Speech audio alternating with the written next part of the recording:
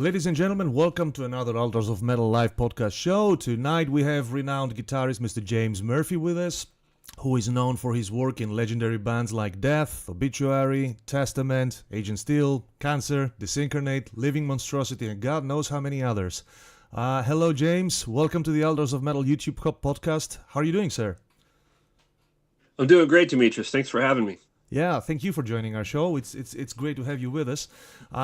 We were going to do this interview along with my good friend Vic, but unfortunately, due to professional reasons, looks like he won't make it unless he joins us late. And I have to say here, 90% of the questions today are his own questions, people. You know, when I saw them, I thought he covered everything. So I just added a couple in the end, and that's it. But yeah, so it's his interview done by me, in a way, just out of fairness. Credits go to Vic. And so, James, I'd like to start from the beginning. How did you get into metal and guitar playing? What or who made you pick up the guitar? That's kind of the typical Gen Xer guitar player story, you know. I was into Kiss as a kid. It was the 70s, you know, and Kiss was there, you know. Kiss was it for all the kids my age, you know. And so, you know, I from jumping up and down on my bed with brooms, you know, pretending to play, you know, Firehouse and whatnot, you know, She and stuff like that, Parasite, and all of the big, you know, hits from back in the day, their early 70s stuff. You know, it made me really want to play guitar, and it helps that my dad actually played guitar. He was not a serious guitar player. He was a casual, very casual. He played all the, you know, cowboy chords, and, you know, would sometimes sing along like either folk songs or old rock and roll or country and western, and just strumming. And he just had this one nylon string guitar that he kept in a closet, and I wasn't allowed to touch it when he wasn't home. Now, I want to clarify, I wasn't allowed to touch it, but I did, of course. Rules exist to break them, right? Yeah. You know, at about age like 11 or so, he started showing me some of the basic, you know, open chords, you know, the C, D, G, E minor, A minor, all of that, you know, and then he showed me a couple of very basic progressions, showed me how to play a couple melodies. But that's all I learned for years and years, and mostly I just jumped up and down on my bed with a broomstick and pretended to be Ace Frehley or whoever. But you know, I started getting more and more into it, and I like every Christmas, every birthday, I asked for a guitar, but he never gave me one. But he would occasionally let me play his. But starting at about age 16, he started letting me take it to school, and I was going to school in Frankfurt, Germany, and he let me take it to school. Du kannst auch ein bisschen Deutsch sprechen, ja? Ja, ja, genau. Yeah, but let's keep it English. Sicher. Ja. Ja, you know, ich habe 6 Jahre in Deutschland gelebt. Yeah, okay. All right. Yeah, I'm half German. But yeah, we'll keep it in. Yeah, because nobody will understand us, only Germans. Yeah, exactly. But anyway, I was going to school there, and I had it was called an intermediate guitar class. There was no beginning guitar class. There was no advanced guitar class. There was just this one intermediate guitar class. And I signed up for it 2 years in a row. I just took it again. Even though I passed it, I took it again because it was like a hangout place to hang out with other people who play guitar. And that's what I learned the most, was hanging out with my friends there and the other guitar player kids. And we would trade licks and riffs, because in the class, all we did was go through Mel Bay Book 1, which is like Mary Had a Little Lamb and stuff like that. Yeah. And the teacher, she wasn't a guitar player. She played some piano, and she was the choir teacher.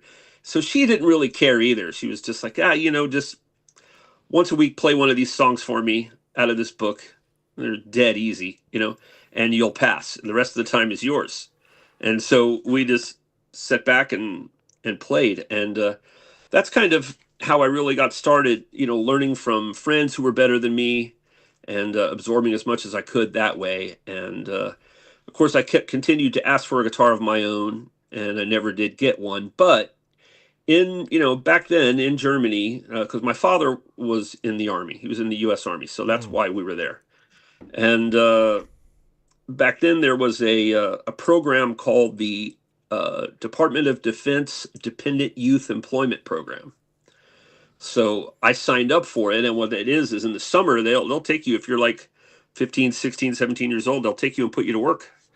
And so I went to the Gießen Army base and I signed up for that program. And I was 2 years in a row, I was the assistant to a guy named Franz, who was a German national. Surprise, surprise.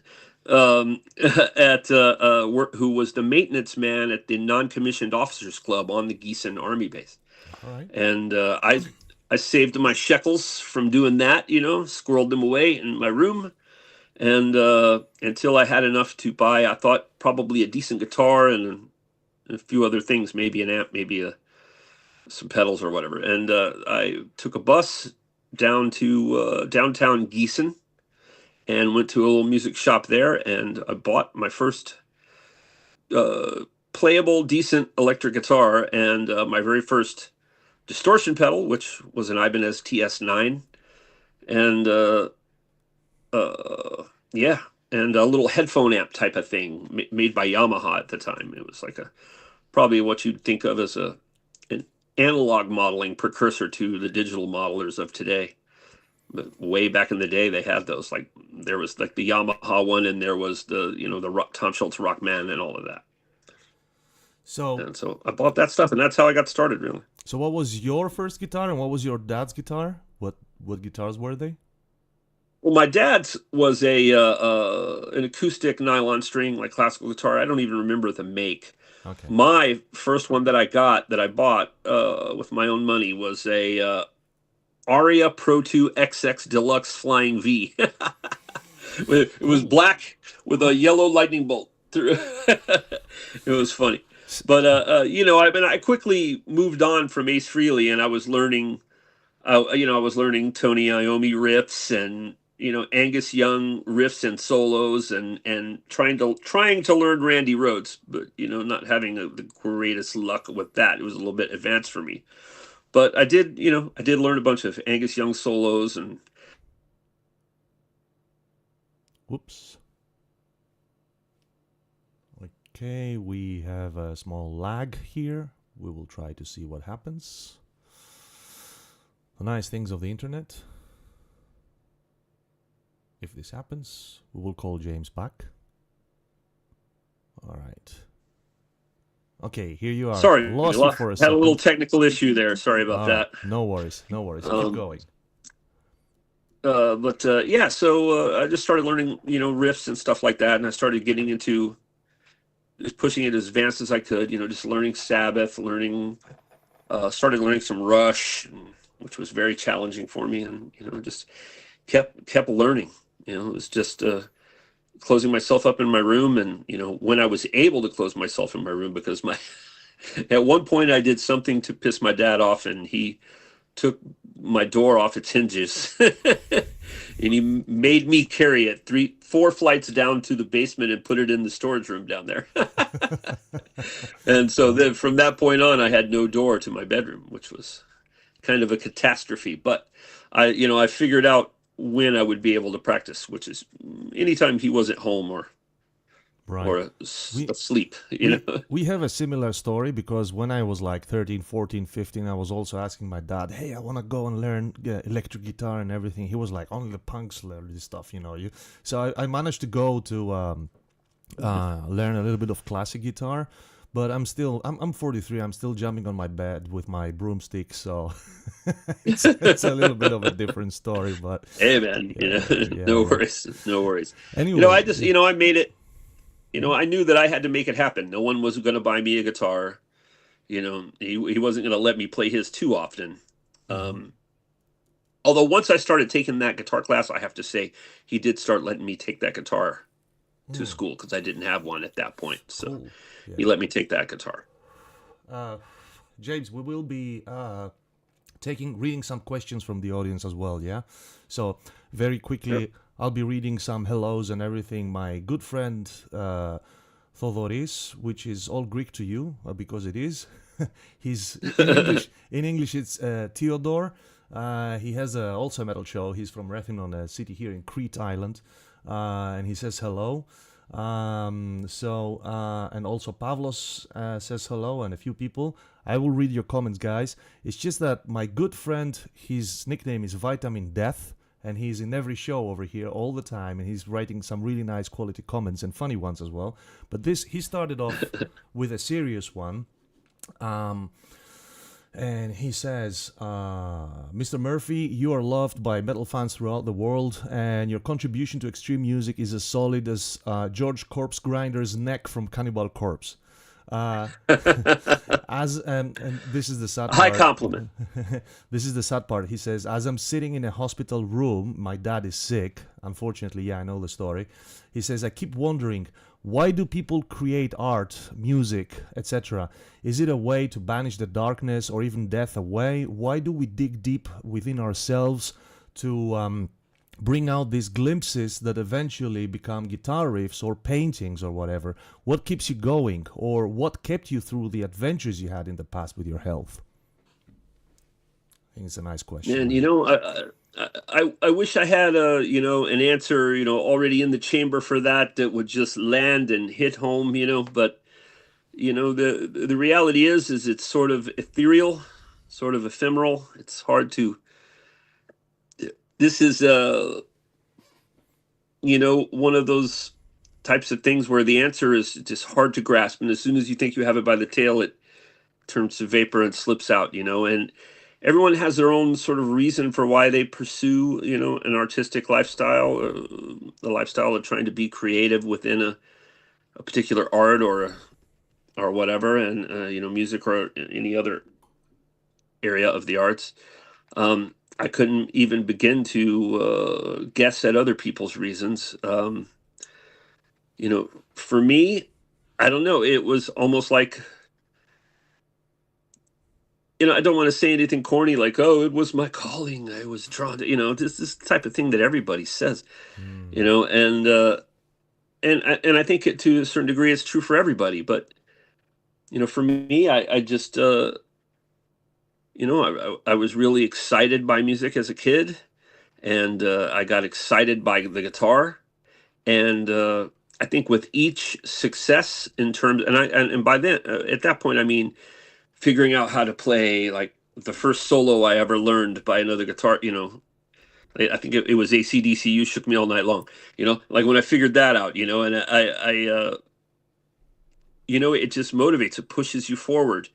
And when you realize eventually that you can come up with your own creative statements, and you're not just copying other people, and it's some sort of a synthesis of everything you've learned from other people, but somehow it's just coming from you and it's yours.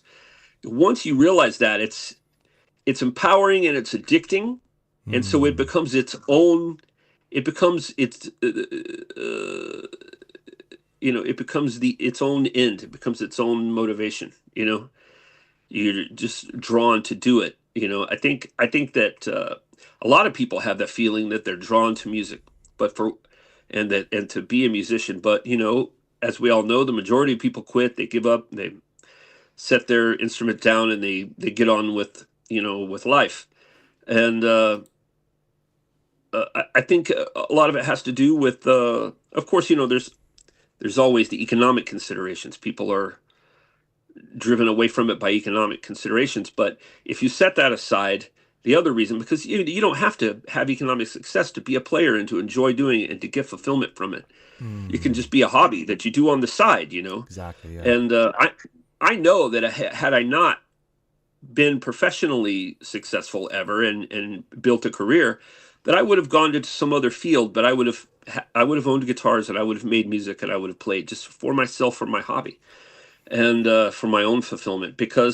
And that's because I did have that early experience of getting to the point where I could create my own thing. And like I said, that is its own motivation. It's its own end, and it's its own reward. So you don't have to have success in the music business or anything like that in order to get that enjoyment and that fulfillment. And that's probably the most important thing that I like to try to get across to other musicians is like, because I see guys, it seems like every day I see someone else on Facebook from my friends list saying, that's it, I'm done, I quit, I'm giving up guitar, I'm selling all my stuff, I'm giving up this stupid dream of fame. Like, Don't well, chase the was this dream dream. of, Yeah, yeah, just was do the it because you dream love of it. being a successful band the only reason why you played? Yeah. Because to me, if that is your primary motivation, it's a bit hollow. And It's it wrong. will ring hollow to you soon and loud. And, to the extent you're able to ignore it, you may make it into your 40s before you realize that, uh, there's nothing there for you. And and then you make a big post on Facebook about selling your guitars and quitting. But if you play for the right reasons in the first place, which is for artistic, creative fulfillment, then you're going to play for life no matter what you do for a living. Exactly, and And it's not only music; it's with everything in life. I mean, for example, yeah, exactly. one of my hobbies is I'm doing martial arts for 29 years. I'm doing karate, and I remember people who were really, amazing in what they were doing, and once they got into the shit of the politics, into championships and everything, and they realized that they're not going to progress, they quit. And I said to them, why the hell do you quit? Is that why you did it? Just to get the medal? Just to get the recognition? Don't you do it because you love it? So the same thing is exactly in music, isn't it? So Yeah, yeah. It's just like as soon as you hear someone talking like this, that they can't have this big success in the world and doing it, so therefore it's not worth doing, then it immediately calls into question why they ever did it in the first place, because right. it needs to be a calling, and if it's a calling, it's going to be something that you do for life, whether or not you ever make a penny from it. And that's the thing. Mm. And I'm glad you mentioned karate. I know karate. All right. Several other Japanese words as well, but Typical joke. it is. Yeah, You know, yeah, yeah. though, the older I get, the more I tell dad jokes. I'm reaching that age. I know. I actually have already. I just haven't realized it. But yeah.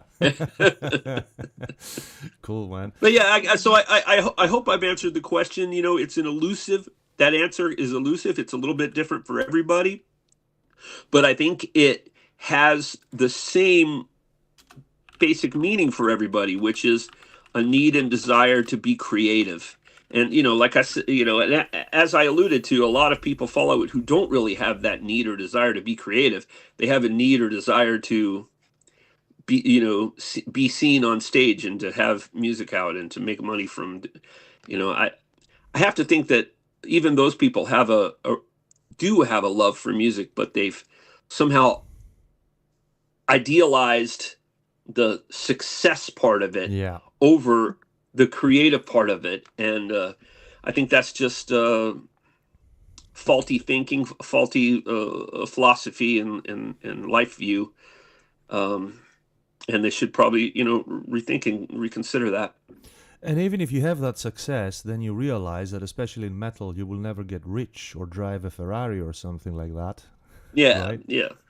Yeah. Probably not. I mean, there are a few that do, but they're also wise with the money that they do make. They make good choices. I'm not going to name names, but I played in a big band in the past, and a couple of the top guys in the band are making the most money. Some of them one of them kind of piddled away a lot of it on luxuries and fun stuff.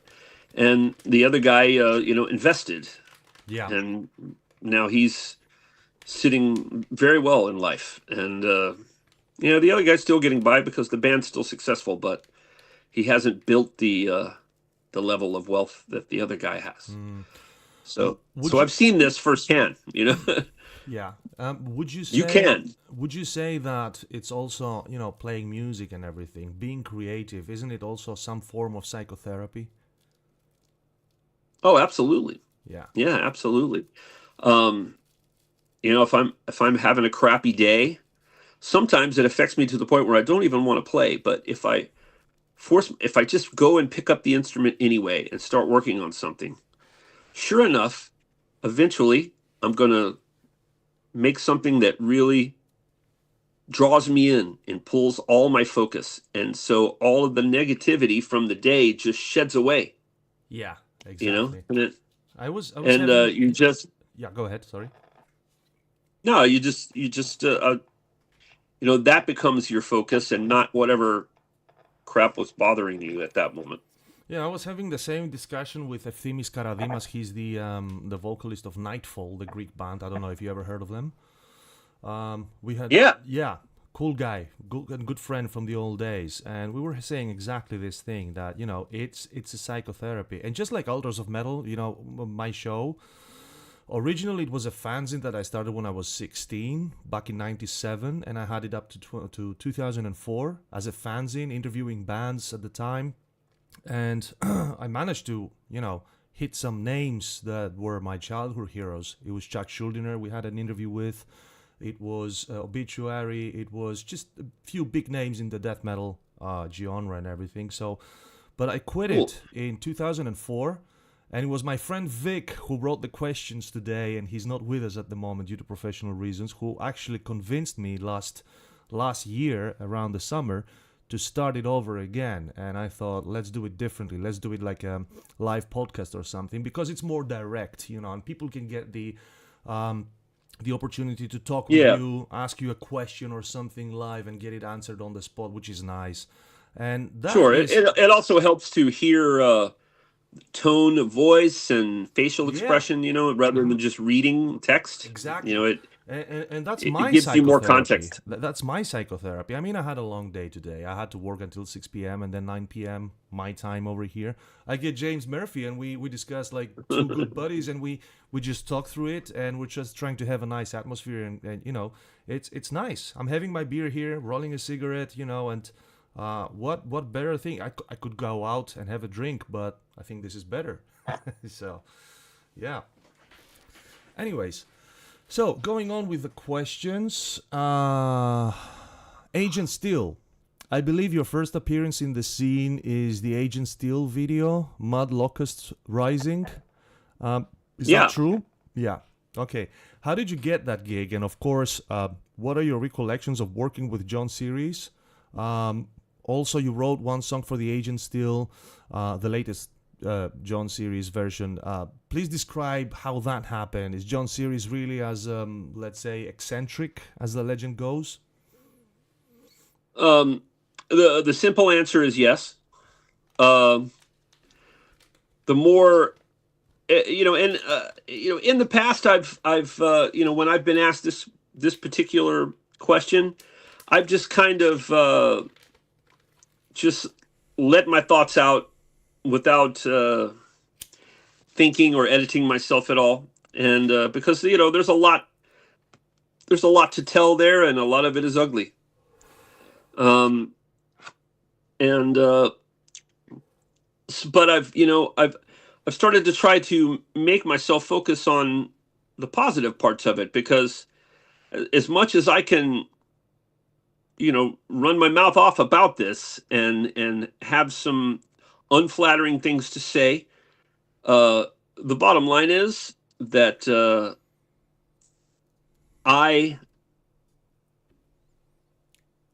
I'm grateful for that gig. I'm glad that I got it. It's despite the hellish conditions that I had to go through, the horror stories that I could tell you in the brief time that I was there.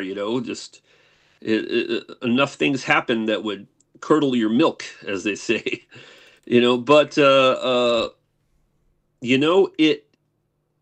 it gave me sort of a trial by fire. And it steeled me for for how to not handle myself. I learned things like that, like how not to behave. I made good friends and contacts because I didn't join in on the bad behavior from others. And I used my exposure to the scene that came from that to make connections, to make friends, and just gain experience. And that's what I did. I was just look, those kids that played Dungeons and Dragons, I was building my character profile, getting experience points, and Yeah, gaining absolutely. skills and talents, It got you on and the map. for my next campaign, yeah. And I have to say that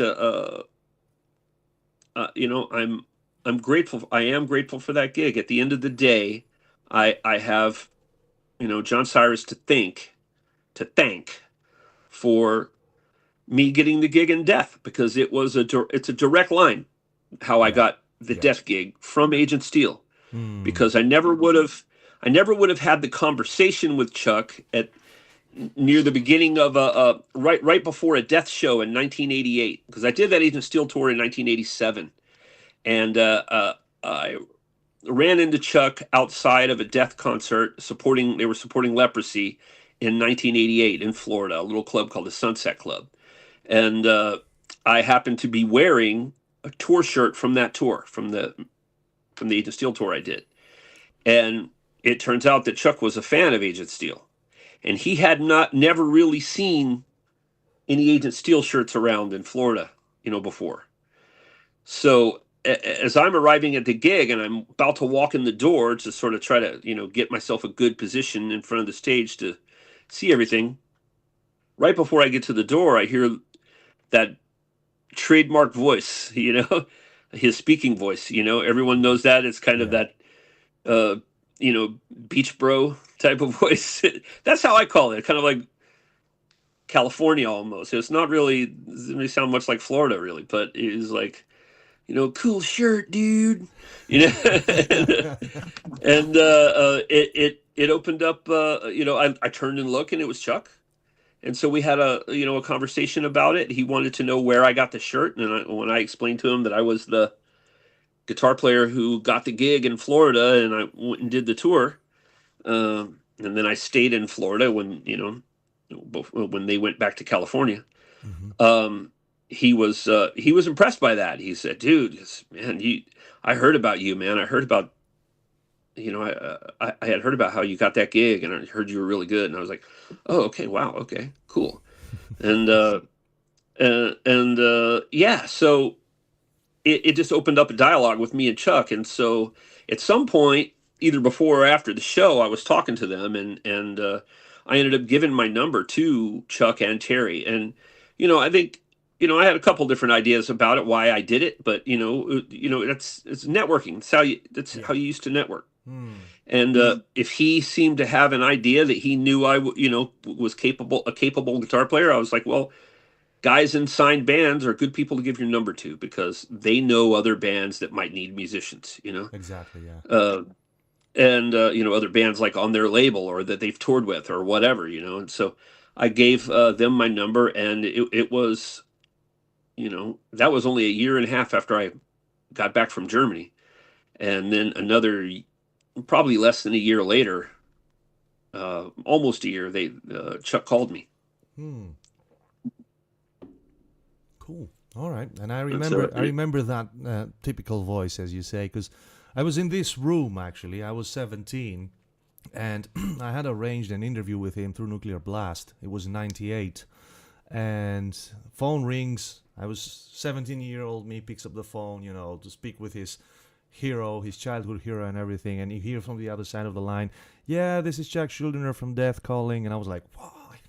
I remember that voice, as you say, that California type. Yeah. Yep, yep. And Okay. I still remember the day I got the call. I was living up in Atlanta by that time, and the reason why he was able to reach me is because the number I gave him was my mother's number, because it was far more stable than mine. I was moving around and doing stupid things, but she had a steady number at the time, so I gave that number to them. And when he called for me, I had moved up to Atlanta, and I was roommates with Dave Stewart from Hallows Eve, All right. and me and him and Tommy Stewart, from Hallows Eve, we were all trying to get Hallows Eve going again, and we were working on that. We were working on material and looking for, I think, a final musician, and that's what I was doing up there. And I was working a landscaping job for money, and when Chuck called, and my roommate, who was the guitar player of Hallows Eve, Dave Stewart, came to my bedroom door and knocked on it. And I'm sitting there, right across from me on a little shelf is my spiritual healing and leprosy and Scream Bloody Gore tape cassettes, and he's like, dude, it's the phone for you. And I thought it was like my mom or something. I was like, oh, okay. And I started to put my guitar down and get ready to come out there. And he goes, dude, I think it's Evil Chuck. So he recognized the voice as well. He recognized, that was his nickname back in the day. Everyone called him Evil Chuck. And somehow he recognized him. So I don't probably from some video interview or something off in a VHS tapes at some point back in the day. But so you can see it's a direct line. Had I not been wearing that Agent Steel shirt, I never would have gotten to the conversation with Chuck. He never would have had an idea in his head that I was perhaps a capable guitar player, and so he never would have called me. Imagine if you wore another T-shirt that day. Yeah, I could have just wore a different shirt. How different your life would be How today. Different my life would be, your CV, and everything. It's just the butterfly effect, right? Yeah. Amazing. Yeah, everything could have changed had I made a different wardrobe choice that afternoon as I was getting ready to head out to that show. I don't know, the fact that I chose to wear a normal shirt today maybe changes my life in the wrong way. Who knows?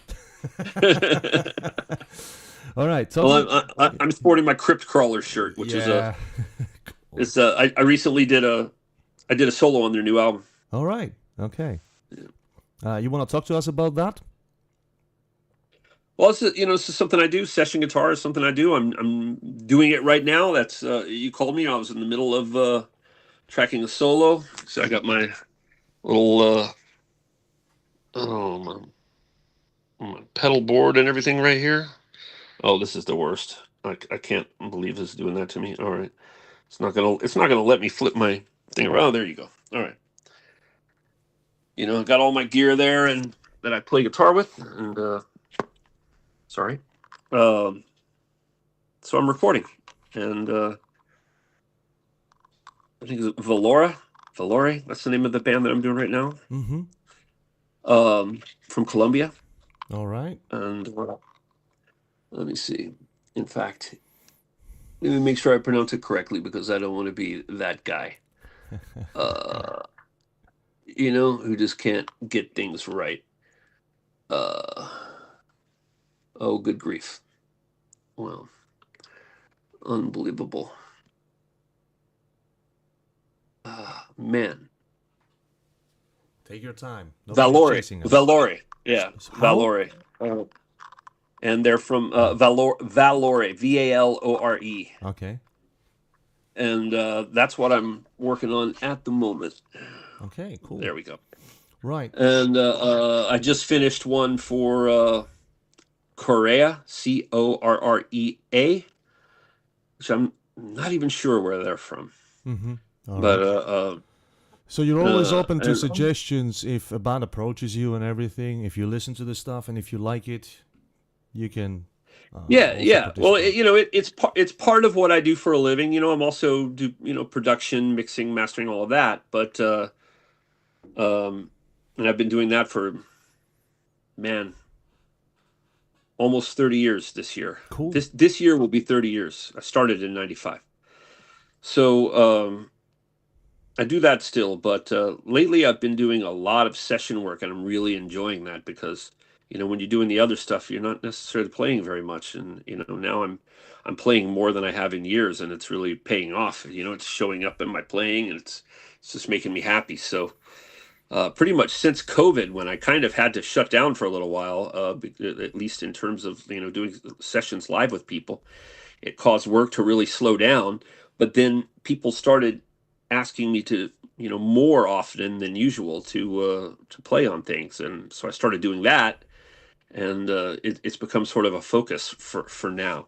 Mm-hmm. And I enjoy it, man. It's a lot of fun, and it's it's a part of how I make my living. So perfect. Having mentioned Evil Chuck before and death, so here are some death-related questions. Spiritual healing, is that actually your first major studio work? It's my first studio work, period. Okay. There you Yeah, go. I had never recorded. I didn't even own a 4-track machine, like a 4-track cassette machine. I had never. The only way I had done any multi-track recording is I would bounce from one tape deck to another, while adding a guitar into the, it was the most bootleg setup you can imagine. Yeah. And so I, eventually, finally, right before I joined Testament, I had gotten a 4-track. So, and that turned out to be key because I needed it in order to start the auditioning process, because they sent me a song to play over. Mm-hmm. And I was able to do it because I had the same 4-track machine as Eric Peterson. So it was easy. All right. But yeah, so Okay. so I kind of forgot how the question started. So Yeah. If it was your I meandered your a little first bit, studio man. I'm work. sorry. Yeah. So and how did you end up working on that album, Spiritual Healing? When you were you part of the songwriting process? How was it working with Chuck at the time? I understand you left in 1990, not on best terms because of a clash of egos, as I think you put it once. But in his final days, you reconnected and made peace, right? So Yeah. the question is, how did you end up working on that album, and were you part of the songwriting process? How was it working with Chuck at the time? Yeah. Well, like I said, Chuck called me up in Atlanta and told me that Rick was out, and they were, they would, if I wanted to come try out, that I could do that. Mm-hmm. And stupid me told him no, because I was jamming with the Hallows Eve guys, and I didn't want to let them down. But later that evening, we were having a party, and it was me and Dave Stewart, and I think maybe Tommy was coming over. I don't know, but also the guys from the Atlanta Nihilist. Mm-hmm. Obviously not the Swedish Nihilist that became Entombed, but the band in Atlanta that was called Nihilist at the time. All right. And remember, this was 1989, and they were sort of like a deathy thrash band. And they're the two brothers from that band, Britt and his brother Turner, Brett and Richard Turner, came over. And the reason why I mentioned their names is because they're still active. They play in the southern rock band Blackberry Smoke now. They're like the core of that band. Okay. But at the time, they were in that death thrash band Nihilist, and they came over, and we were all hanging out. And Dave Stewart mentions, yeah, so what happened when you were on the phone with Evil Chuck earlier? What went down? I said, well, he offered me to audition, for Death. And he goes, dude, are you going, right? And I said, nah, man, I told him, that I was working with you guys. And all of them, including my own roommate and bandmate, were just yelling at me like, are you stupid? Because number one, they knew it was going to be a band that was going to continue to be successful and grow. And number two, they knew I was a huge fan, of that. So they were just like, "Are you stupid, man? We don't even really have anything solid. We don't even have a record deal right now. Just friggin', are you nuts?" So I immediately tried to call Chuck back. He was gone. I got his mother, Jane, and Jane was very nice, and she said, "Well, I'll give the message to Chuck, and I'll have him call you." And Amazing. so she did, and but in the meantime, I went ahead and started making plans to come down to Florida and play, and audition. And what I did was I told my work that I was going to be taking the next day off, which I believe was Friday, and as a personal day, because I needed to go to Florida for the weekend. I just told them it was a family matter, and Family matter. so I immediately started packing my car, with the stuff that I would need for a weekend trip, and my guitar and whatnot, and a little practice amp and all that. And I already knew several Death songs because I just learned them on my own because I was a fan and I wanted to learn them. So I didn't need to really cram that much. Mm-hmm. But so I went, like I said, I went to my work, took the time off, started packing my car, and waited for Chuck to call me back and let him know I was about to leave to head out and come down. So Chuck calls the next day, and I said, "Yeah, man, dude, I don't know what I was thinking, man. It's just ridiculous. Like, even these guys here, they were like, 'Are you nuts? You love Death. Go, go.'" And and he was just like, "Oh, dude, man. I mean, when I got off the phone with you, we moved down to the next. You were the number one guy on our list, and when you passed, we went down to the number two guy on our list, and we got him out that night, which was the previous night. We got him out, and That's we where he jammed. was And when you called his mother. That's where he was with the number two guy. yeah, Yeah. yeah. And they were auditioning him, and they gave him the gig. They told him it was his. It was some guy named Mark. I don't remember his last name, but I just remember his first name was Mark. And I was just like, oh man. And I said, well, Chuck, well, obviously, that what I'm going to say next. If for some reason it doesn't work out with him, please do call me. But also, I want to go ahead and just stick this out there. I've already taken the time off work. I've already packed my car. I've already told my parents I'm coming. So I'm going to go ahead and come. And if there's any opportunity over this weekend, whether it be later tonight, Friday night, or Saturday or Sunday, let me know. I'll be there. We can just hang and talk and just, shoot the shit about music, it was like, oh yeah, we're getting together at Terry's house on Saturday night. I was like, perfect. Is it cool if I come by? Absolutely. Yeah, sure, man. Yeah, we'll hang out. And they gave me the address. And, I busted out the old maps, paper maps, because that's what we had to do back in 1989. Google Maps at the time. And, yeah. And I made my way to, after I got to Florida, and I made my way over to Terry's house with my guitar and a little practice amp and a boombox in the back of the car. And we were just hanging out at Terry's house in his bedroom with just me, Chuck, and Bill and Terry. And we were going through, looking at Terry's records, his record collection, and we were all just talking records because we all liked a lot of the same bands. I had been living in Germany for several years prior, so I was familiar with all these European bands that almost nobody in America, in the United States that I talked to, had any idea who they were. And stuff like Sortilege and H-Bomb and and Trance and Picture and stuff like that. And these guys not only knew who these bands were, they had the records. Wow. And so we had a lot. We just sat and talked about and played, early to mid '80s heavy metal records from Europe, particularly France, for a good few hours, and just told stories and had fun. So we just had a good time. We just had that bonding over music and all that stuff. It was just very natural. Which is the most important thing in a band, isn't it? Yeah. And because there was no pressure, I knew that, I didn't have to worry about auditioning because that was already done. They already got somebody. So it was no pressure like that on me. So it was just a hang, and it was fun. And it was better than auditioning, wasn't it? Yeah, kind of, but here's the thing. At the end of it, I said, hey, you know what, guys? I have my guitar and a practice amp and a boombox out in the car. You guys have already picked your guy. That's cool. But I would like to play for you anyway, just so you know for sure what my capabilities are, what I can do.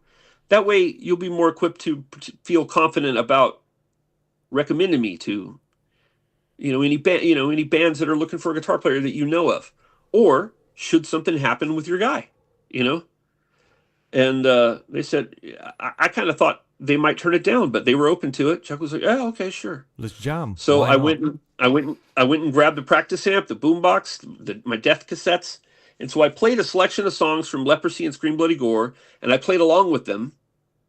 And just when it came to, like, for instance, Rick's solos on. I had already heard the spiel from Chuck on the phone when he called me to audition. He was kind of over that kind of guitar playing for the time being. He just didn't want to hear any whammy bar stuff. Yeah. He wanted to get a guitar player who could play without a whammy bar. So I had my guitar had a whammy bar, but I didn't even install it. I didn't even screw it into the guitar. I just left it off. And when it came to Rick's solos, I just would improvise something of my own. So you put your own character to it. Yeah, and I let them know, that this is what I would do if I had been recording a song. Something like this, but it's improvised, so, hopefully it's good. But anyway, I played, and I could see them at various times as I was playing along, they just was looking at each other and like nodding and going, okay, yeah. I could see the expressions on their faces when I would, risk a glance up, just to see, hopefully not look at seeing, what the hell is what's this guy trying to do? But they seemed like they were, into it, and so I played however, I don't even remember how many songs it was, but I played them. And when I was done, I said, well, I think that's probably enough. Yeah. And they were like, yeah, dude, you're really good, man. No doubt. And if we come across somebody, we'll give them your number for sure. And, give you a good recommendation. I was like, great. Because, that's what you had to do back in the day. People network online now with their social media, Yeah. bombard people with links and stuff. Back in the day, you had to do it in person. You had to hand somebody, you had to perform for someone in front of their face. You had to hand them a cassette in person or FedEx it to them. You had to, it was a whole different vibe. Even today, So, sometimes maybe not in music, but for example, my previous job, it really was a game changer. It was due to networking with a guy that I met actually in my town, and we became friends. And after a few years, I landed on a very good job thanks to him. So networking is yeah, everything. nice. Networking It is is. everything. It is. And I guess I just sort of had a natural ability for it back then, a natural instinct to do it. No one ever schooled me to do it. I just had a natural instinct to do it. In fact, to be honest, I always felt a little bit shy about doing it because I didn't know whether it was appropriate or not. You know, no one ever told me, "Oh yeah, it's not only appropriate, it's necessary. You need to do that." Yeah. No one ever told me that. I just sort of shyly would do it anyway, even though I felt a little bit meek about doing it. Um, and it worked out because I went. I packed up my stuff. I went back, spent the next day hanging out with my parents and grandparents, um, and my sister and people like that. All my family and friends around the area. Made the rounds, and then I uh, uh, headed back to Atlanta. And believe me, that drive was a bummer because I just sort of felt like, "God, why did I tell Chuck? Why did I tell Chuck no? That I was. Why did I tell him I wasn't interested? I don't get it. What's wrong with me? You know." But literally, I went back. I went to work a day or two, something like that. Back at the landscaping company, and I think maybe we had a Hallows Eve practice or whatever. And then I was sitting in my bedroom again, playing guitar, just like before. Dave comes to my door, dude. I think it's Evil Chuck again. You know. So I was like, hmm. And I went in and said, "Hey Chuck, what's up, man?" And he goes, "Dude, Mark didn't work out.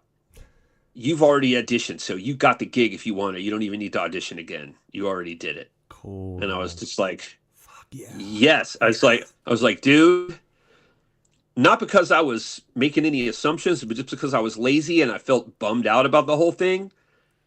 I didn't even completely unpack my car yet. So I'm going to be I'm going to be on the way the next day. So I went, quit my job.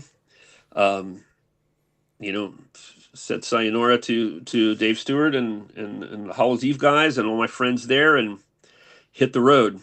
And It's amazing. One moment you're thinking like, shit, I just kicked, the best opportunity that I could have in the butt, and I lost it. yeah, And then next yeah, moment, just comes over to you, and it's just like you got it. yeah.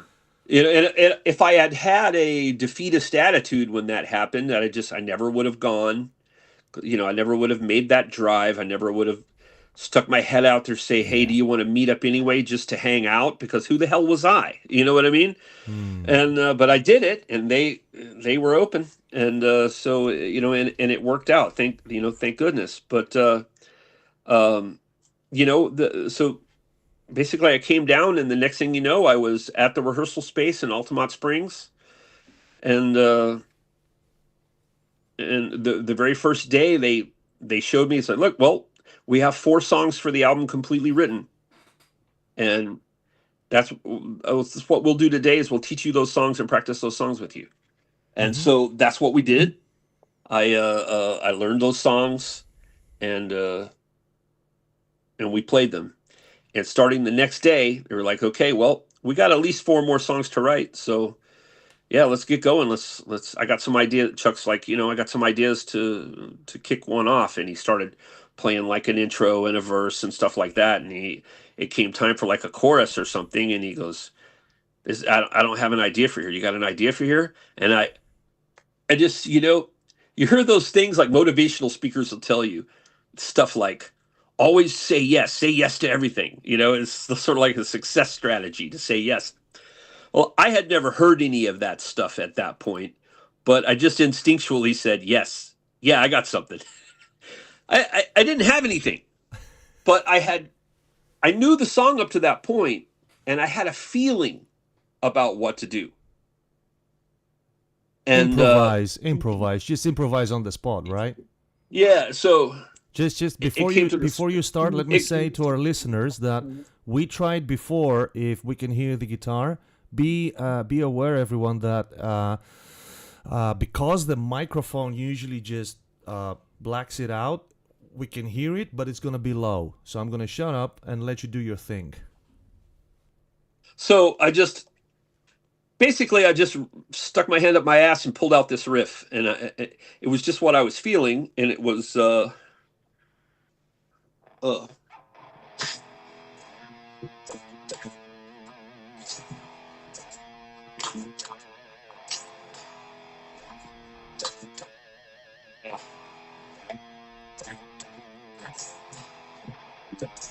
and I forget how to play the next riff now, but I wrote that one too.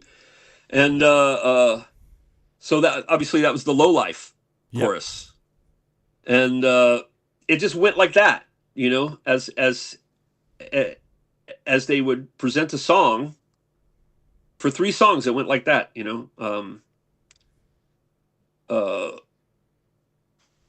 we'd get to a certain point and Chuck would say, anybody got anything for this? And I would just say, I do. And then I would just pull something out of thin air, Yeah. And every single thing that I came up with was accepted and used in the song.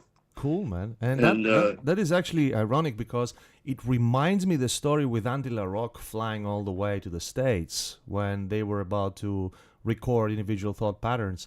And as the story goes, he hadn't practiced at all. He didn't know anything, and they were just recording, and everybody was just losing their mind. Like, what the hell are we gonna do? And that's when Chuck said the famous quote, guys, just let the metal flow. So it turned out to be an amazing record after all. Because he was a professional. Yeah. He just went there, he just improvised, he just went on, and there you go.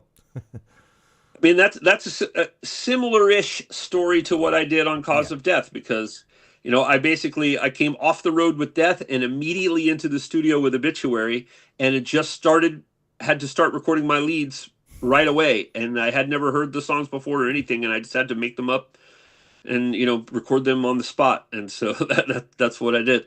But the last song that we wrote for the album is an interesting story because like all the other ones, I think for the most part Chuck had a beginning, but then I put something in later on, and Terry did as well. Terry wrote some riffs as well. Mm-hmm. And so it would just come to that. It'd come to a point where Chuck would say, we need something here, like a verse or a chorus or a bridge or whatever, and we would speak up and play something. And but the last song, I guess we didn't really have much to go by, and we were taking a break. And when we took a break, I turned my amp way down, and I was just walking around outside the rehearsal space so we could get a breeze. We were trying to relax, and we were just talking and shooting the shit. And I had my volume really low, but I was playing this. I was going.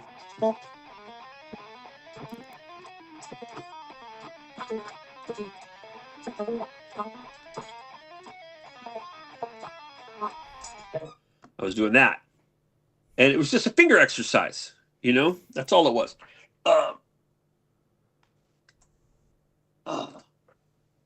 Yeah. So this finger exercise.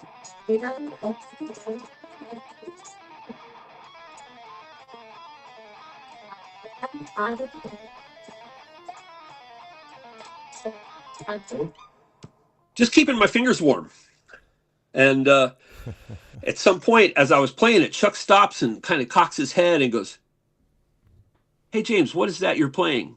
And I was like, just a finger exercise. It's kind of keeping my fingers limber. And he just goes, "Keep doing it." And he jumped up and he grabbed his guitar and he matched my volume level pretty well because we're still standing outside, so we had to be low level. And then and I kept doing it, and he got the count. I could see him tapping his foot, getting the count, and then he just started doing chords underneath. And right then and there, he came up with the chords that went underneath it, and it became the intro to Killing Spree. And we went in the rehearsal space and wrote the rest of the song. Amazing, amazing. Yeah. You mentioned Obituary. I'm going to tell you a very funny story. It was 94 I think it was 95. I was maybe 14 years old. Do you know, by the way, may he rest in peace, Nick Chevalier, who had Naphobia? Yeah. Yeah. I was friends with Nick at the time. I was like 14 years old, and I found him on the internet because I knew he was working as a lightman in the crew of Obituary. And I was, as a 14-year-old kid, I was, just trying to get in contact with my, favorite band, Obituary. And he did an amazing thing at the time. He says, I sent him an email, and I said, "Can I send you all my Obituary covers from the tapes, from the CDs, from the vinyls, from everything I have, my posters, so that they can sign on them?" He says, "Yeah, I can do that, but we're not leaving next door or something, so it might take a month or two until we all meet together. If you're fine with that, send me a package with your stuff. It's gonna take maybe a couple of months. Send me 2 IRCs, international reply coupons, and I will send them back. I'll get them and they'll sign it for you." So they did, and I got everything back. This was actually signed in 2004, but other posters I have and everything, they were signed back then in 95, I think. And right on. This is the funny part. This is the cover of the tape of Cause of Death, right? Yeah. So if you open it, inside, all of them, they put their signatures, right? So you can see that. Yeah. And then there's the photo with you guys, and they wrote something over your head. I can't read it. It says metal. Yeah, and they pointed an arrow to your head, and they wrote metal. Yeah. So I've got this from 95, man. Of all the things they could have decided to write there, I'll take that. I was like, okay, that's funny. Yeah. It was a very nice story. I think they probably thought I was the most metal guy in the band. Because, a lot of those guys listen to a lot of stuff like, yeah, I know, Leonard Skinner and Prince and Stevie Ray Vaughan. But, I was a fan of that stuff too. I just didn't really talk about it a lot, but yeah. All right. So, who knows why they wrote that, but it's funny. I get a kick out of that. Yeah. They're great guys. They're all really great guys. Oh yeah. I had Trevor here on the show in September, and he didn't remember me, and I was a little bit surprised because the story I told you was around 95. When I was 19, I went to the UK to study university, and at the time they were disbanded, but Trevor had his side project Catastrophic, and they were touring with Malevolent Creation and Cataclysm, and they were playing in Newcastle in a club called Trillions. And the usual trick that us fans used to do here in Greece, if we wanted to meet the people from the band, was not actually going to the gig, but go to the afternoon when no security guys are over there. They're probably sound checking, and you have easy access and everything. So I went there. I saw Trevor, and I said, "Trevor?" He goes like, "Yes." I'm like, "Do you remember 13-year-old little shit from Greece who used to send you thousands of emails, come and play to Greece?" And he went like, he went like, "Demetrius?" so yeah, that's me, man. So that's when I saw him in 2002. And then in 2004, they came over here to Greece to play. And I brought all my Obituary collection, digipacks, Japanese versions, Korean versions, Mexican versions, everything I could. Wow. And they were like, shit, That's dude, hardcore. you've got more stuff than we do, you know. And he says, look, yeah, it's the digipack of World Demise. I haven't seen that since then. Can you give it to me? I said, nope, fuck off. Just sign it. I'm not giving out anything, yeah. Yeah, really cool guys, and we had a very fun interview with Trevor back in September. He's a really nice guy, and all of them, yeah. The guy, the guitar player they have now, and they've had him for several years, maybe even a decade, a long time now. Ken, yeah, he's such a great dude. We hung out pretty recently at the Tampa Death Metal Museum event, and yeah, it was a really good event. It was really great seeing him and hanging out with him there for a bit, and just good times, man. Yeah, he's a cool guy. I mean, I have him in my Facebook contacts since, like, I don't know, ages ago. We never really interacted. Very cool dude. But he was the one to arrange for the interview with Trevor for me, because Trevor was difficult to reach. And then I sent him a message. It was like, I'm trying to find him or something. And then he made the connection, and I had him here in September, so it was cool. Yeah. So going back to death, Vic wrote a nice question here. He says, was Eric Greif the manager at the time during spiritual healing?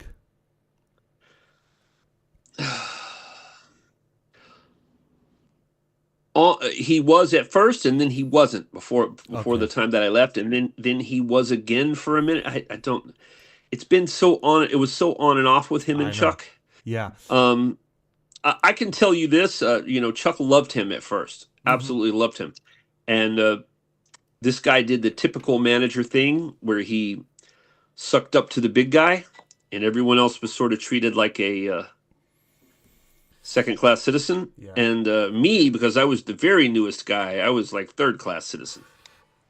But, I'm also the guy who kind of screwed up some of his plans, because he tried to screw over Scott Burns for his production credit. He eventually succeeded in doing that on the Relapse record re-releases. He actually was successful, but at the time, he came by the studio to try to get us to sign some contracts, and he hung out for a little bit, but he didn't produce anything, not a thing. And it was all Scott Burns and us, Yeah. And he gave us a contract that he wanted us to sign. And Chuck and Bill and Terry and them, they all just trusted him so much, they all just signed it. And I got in a little hot water. It was probably the very first hot water I got into with Chuck. Because I said, well, I would like to read this before I sign it. It's not all that long. I'm going to go into this little room over here in Morrisound. Nothing more logical and reasonable, reading a contract. Yeah, and it most definitely upset him. He was angry, but he didn't try to stop me. He didn't yell at me, but he just seethed, And so I went and read, and I was like, man, I sure hope I find something fucked up in here now, because if I don't, they're just really going to be mad at me for slowing things up. But it didn't take me long to find something very fucked up.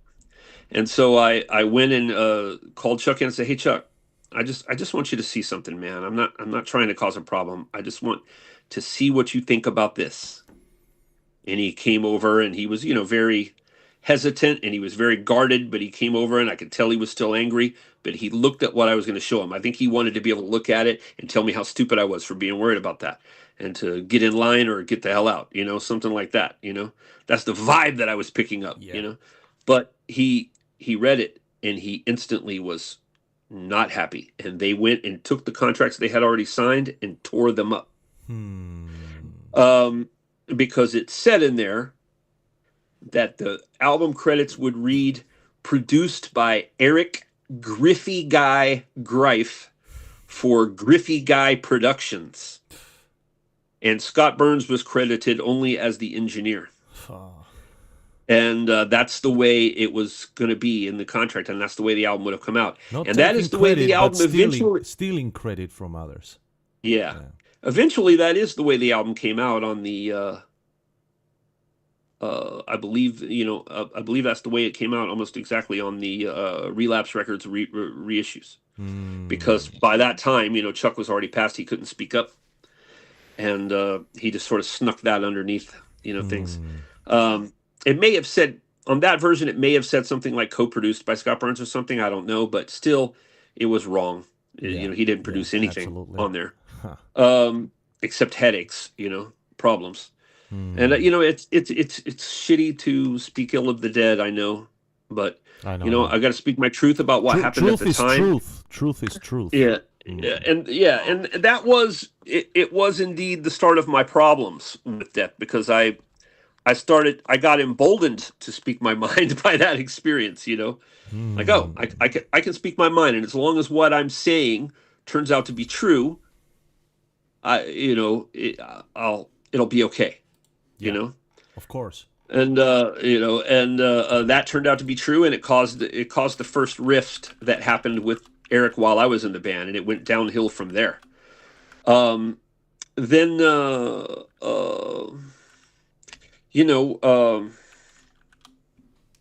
it happened again, because as we went to head out on the road, to support the album.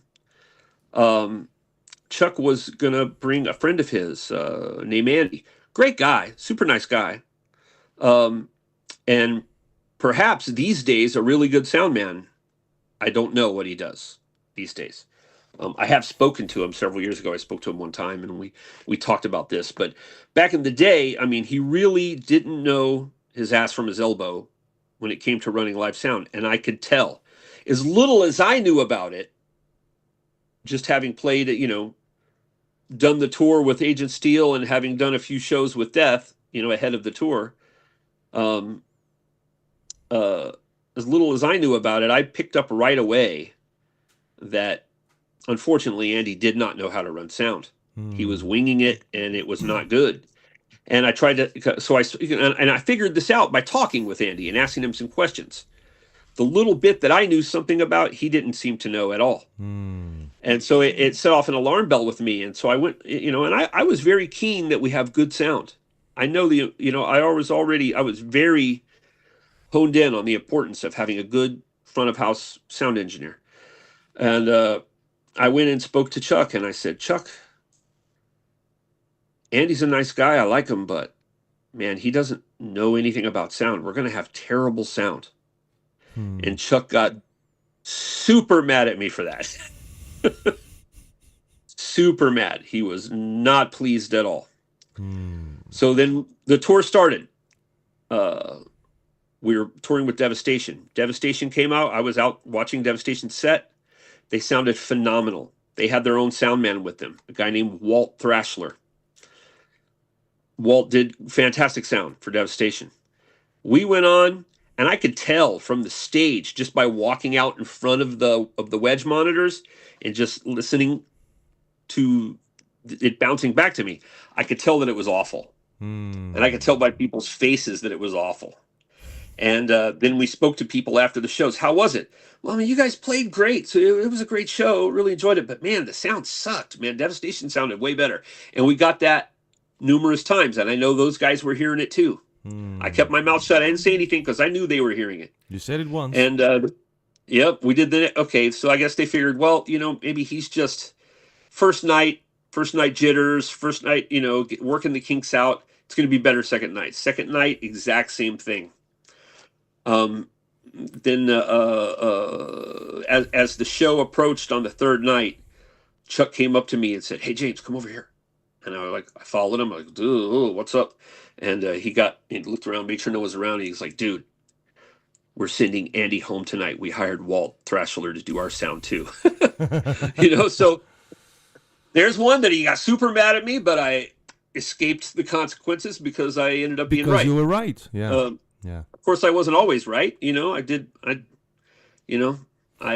made choices and said and did things that, a early 20-something guy who's, maybe a little bit, I'm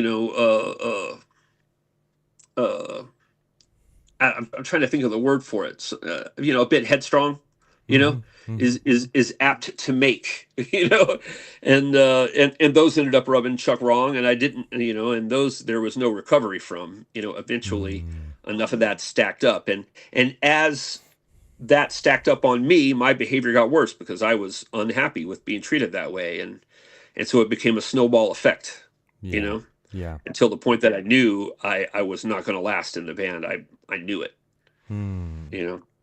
And so I just you know, I went my own way, and I called Scott Burns and told him, like, dude, I'm leaving Death, I'm out. And he immediately said, dude, I got Obituary in the studio right now, and they're looking for a lead guitar player. I was like, dude, talk to him. And he did, and that's how that came about. All right, cool. Going back to Eric, was he responsible for you not getting a call in the Death to All band? Absolutely. Yeah. Absolutely. You know, he engaged in, and I think part of it goes back to the fact that I opposed him at every turn in everything that he did with Death. And then later on, I came through with Obituary, and we were in Arizona, and he was at a show. I think we were in Arizona, and he was at a show, and I didn't realize he was there. And I was at the door of the venue. We were waiting for it to open. And I was looking in, trying to say, I wonder if anyone's in there. And I was looking in through the windows, and he spotted me. And for some reason, he thought it was, you know, I'll act like his great buddy and run up behind him and jump on his back, like get a piggyback ride, like, you know, like something you might do with your best friend, you know. And someone jumped on my back, and I was like, oh, okay, who's this? And as soon as I put him down and turned around and saw who it was, I was so just stricken by the nerve of it, you know, considering the relationship we had, that I just walked away from him, and I didn't say anything to him. And you know, I think he held all of that against me, and you know, he made sure I wasn't included on that Death documentary. You know, he certainly made sure I was never a part of Death to All, and he made sure to poison the well there, so that the person who took over Death to All, that he sold it to, also would never call me. So it is what it is, you know. Yeah. I have a note here from Vic, who wrote the questions, and he says that Secret Face in Human was written for Eric. Yeah. Yeah. That's my understanding. Yeah. Everyone has a song, I think. I'm pretty sure I got a song. But that very first song I contributed to, Low Life, that was a song about Rick. You know? Yeah, I know Rick. Rick's cool. I like Rick, you know. I don't have any problems with Rick. And I didn't have a problem with Rick then. But, you know, Chuck did, and he's the one who wrote the lyrics. And you know? Yeah. So that song became Low Life, and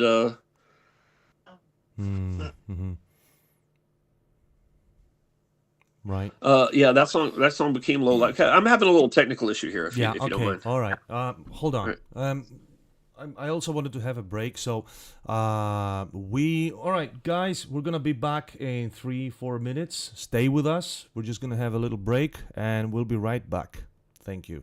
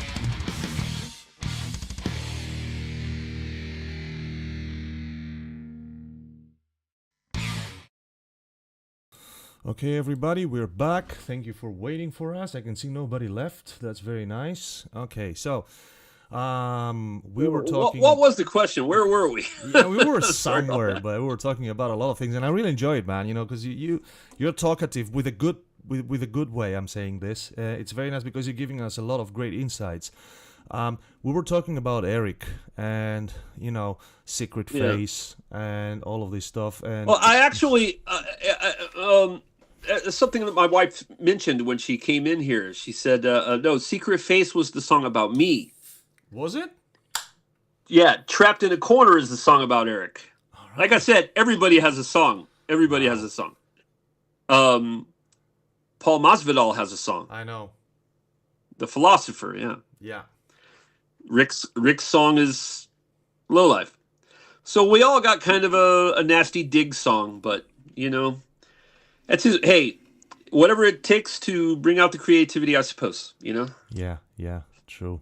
I want to apologize to everybody because we've been carried on with a conversation and everything, and I haven't been reading out the questions that the guys have been writing in the comments.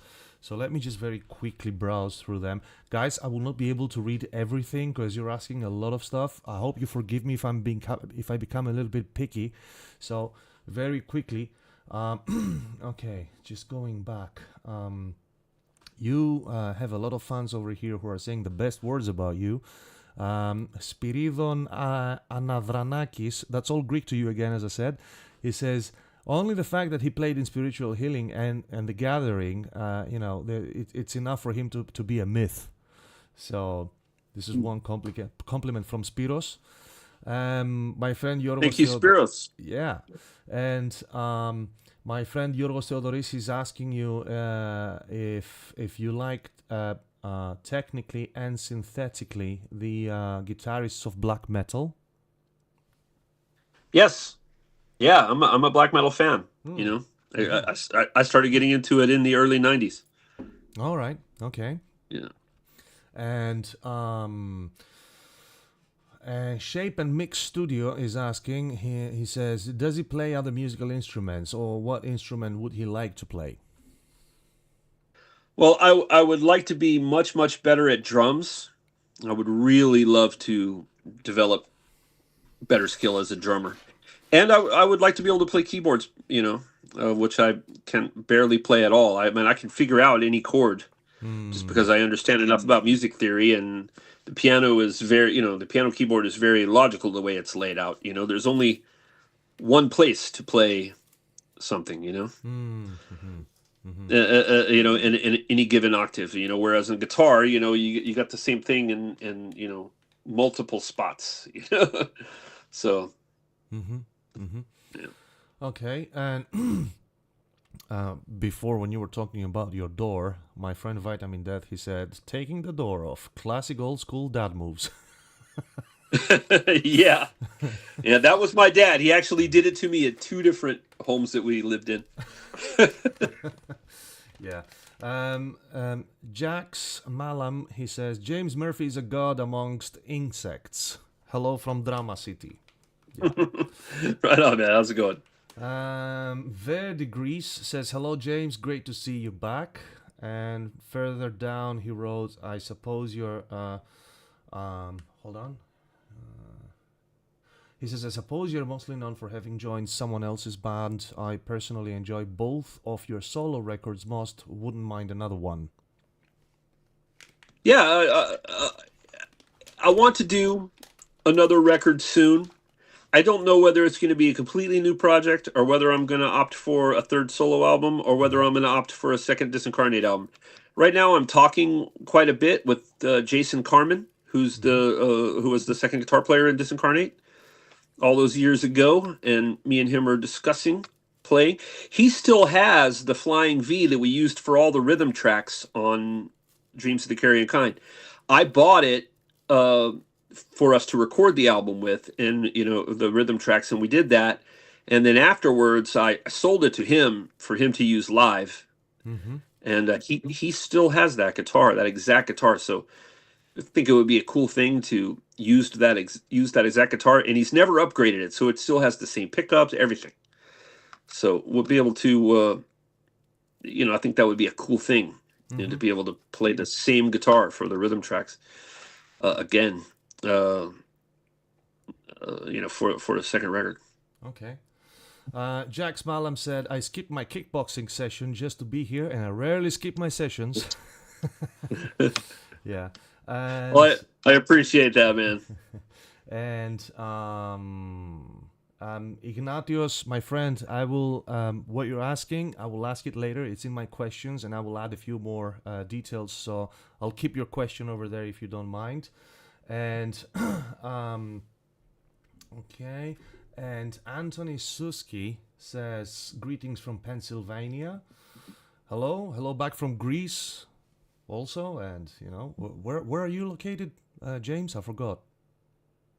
I'm in Central Florida. All right, there you go. So hello from Florida as well. Yeah. And Shape and Mix Studio is asking the question, is there any song of your entire musical career that you are emotionally attached to? Yeah, I think there's quite a few. Man, it's kind of hard to say. Obviously, like the one I wrote about my grandfather, Which touching one? the earth, All right. touching the earth. Mm. I really feel a strong connection to the one emotionally, if you're talking about like Trail of Tears, that I did with Testament, and even just man, every time I'm on the spot like this and I have to think of things, it's kind of hard. And then as soon as the interview's over, I'll think of a list, 20 songs long, but yeah, there's, I guess to answer the question in the cheating way, yeah, there's a bunch of them. All right. Okay.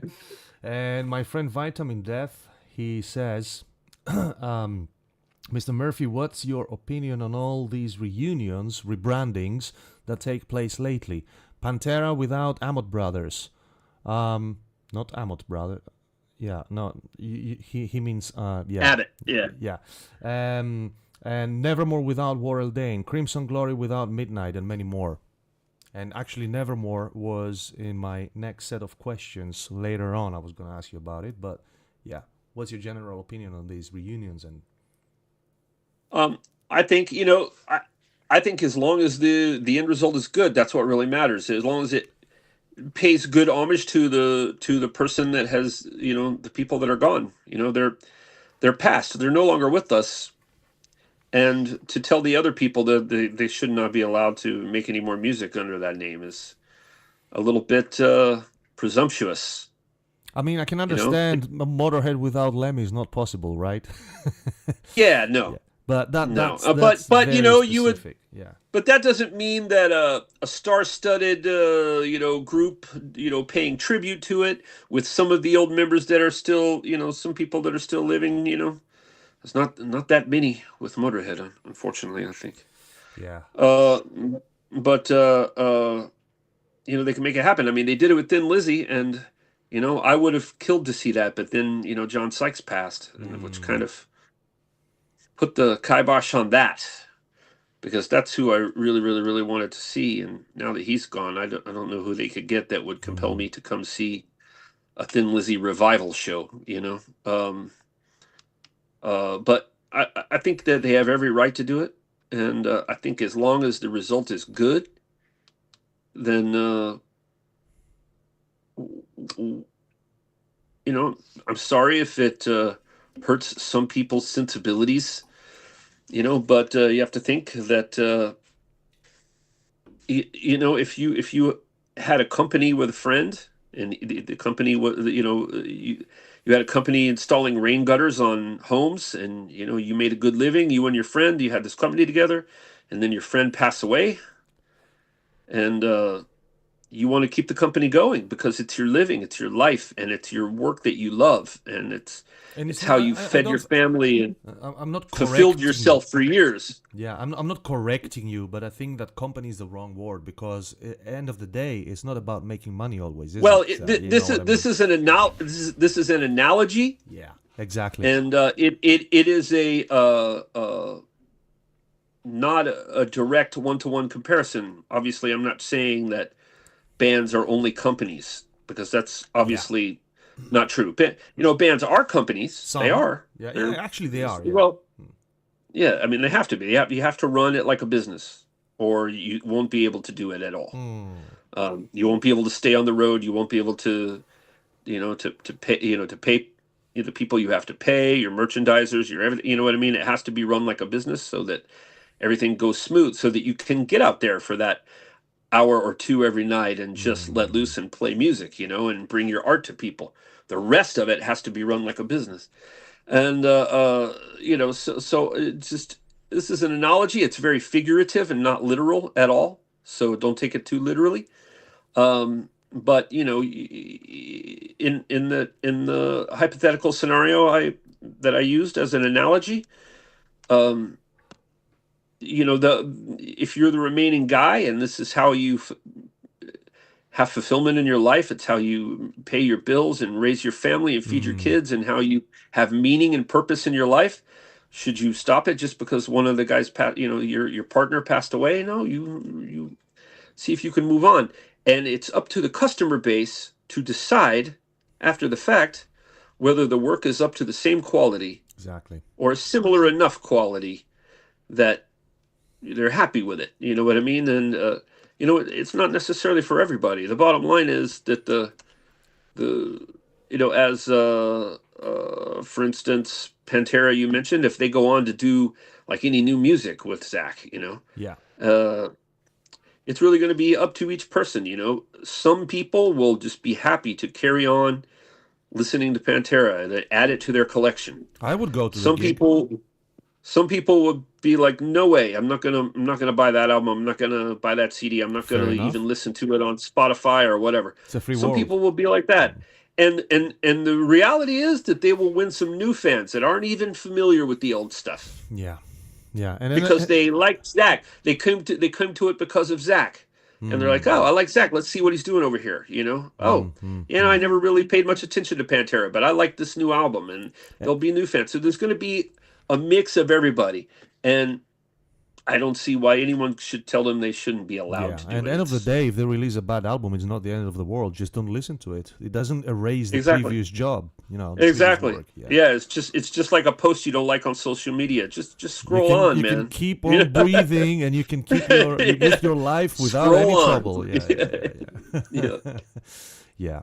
Um, You don't have to fight every battle. Pick your battles in life. It'll be a exactly. much Yeah. easier and more fun life. Speaking of these bands, as he's a guitarist as well, I would like to hear your opinion about Jeff Loomis and his reuniting, regenerating, restoring Nevermore. I absolutely adore Jeff Loomis as a human being, as a player. He's He's amazing. all around. He's just a great person. Yeah, Super cool guy. Super amazing player. true. He's so damn cool. It's like he And generated his own guitar genre, school, style. Um, yeah, he's yeah. No, affected he so many absolutely people. did. He's And influenced, inspired. Yeah, so many people. yeah, oh yeah, Yeah, yeah. And I've been knowing Jeff pretty much since Nevermore's second record. mm, I think it's when I first met him in person and hung out, and it was at a small club in San Francisco area. mm-hmm.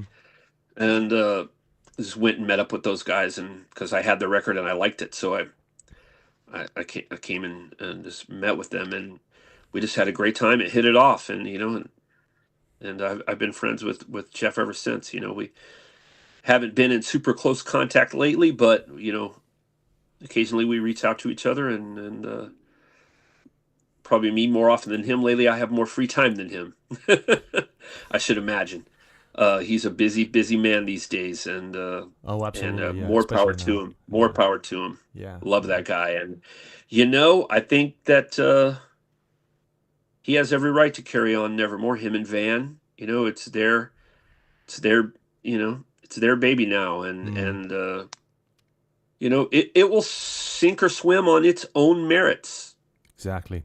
Um, the fact of the matter is that branding as Nevermore, number one, team carry on. You know, people sure that it's mold, and it's in that same mold as the previous Nevermore stuff, and then they just have to decide whether they like the new guy and like the new material. That's really it. Yeah. And if it's good, it's good. You know, I have every confidence that it's going to be great. You know, there's another situation like this. You know, like a lot of people. You know, I think there's probably a decent amount of people out there that question Craig LaCicero, and you know, and Matt Camacho, and you know, carrying on with Forbidden without Russ because he had such a unique voice.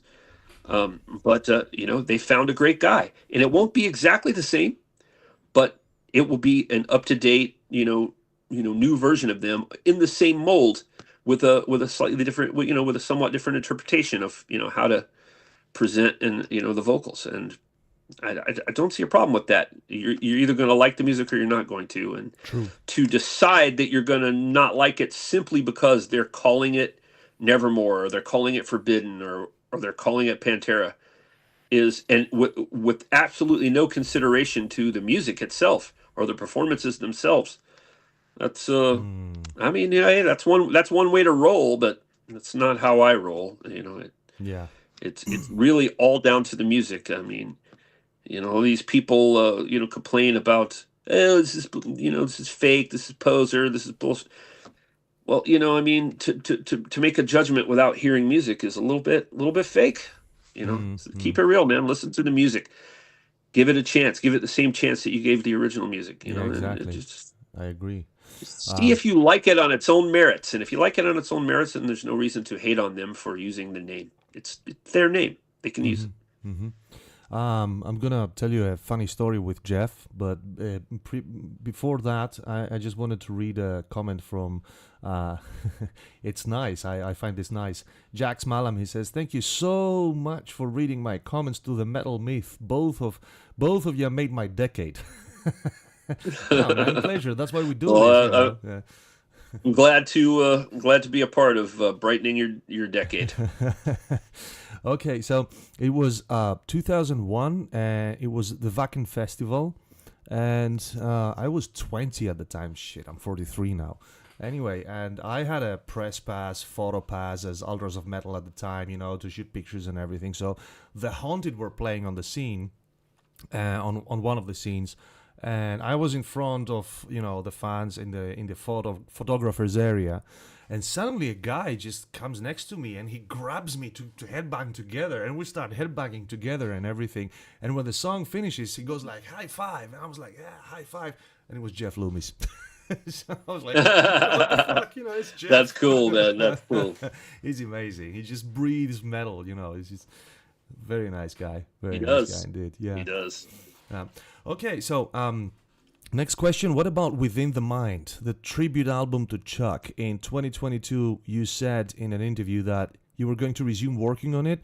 It was said that Paul Gray of Slipknot and Brett Hoffman of Malevolent Creation, both of whom have passed away, would be part of it. Do you have recordings of them? Can you talk about that? I do have the recordings. I'm going to probably make a little bit of news here tonight. You know, this was recorded way back in the day, a long time ago. I started recording this in 2005, something like that. And got most of the performances back then. And it's been sitting kind of on the shelf since then because someone started interfering, you know, telling the label people one thing and telling me another. There were threats. There were, you know, it just became such a burden to worry about what this guy might do. And he had authority at that time to do it, that I just decided to put it on the shelf and move on. Well, eventually, this person passed away. And that's when I decided that I would, you know, do it again. But, you know, with COVID and everything like that, you know, a lot of things about my life changed. Yeah. And right now I haven't been focusing so much on studio work. I've been focusing, well, it's all studio work, but haven't been focusing so much on mixing and mastering and stuff like that. I've been focusing more on doing session guitar. And as soon as I can, and been doing renovations here. Mm-hmm. So as soon as the renovations are all done and I can get the studio set back up and running properly, I intend to resume a schedule of mixing and mastering. And at that point, I will, pull those files together and try to fill in any gaps that remain. It's largely finished as far as tracking goes, but there are some of the performances that will probably end up being replaced simply because some people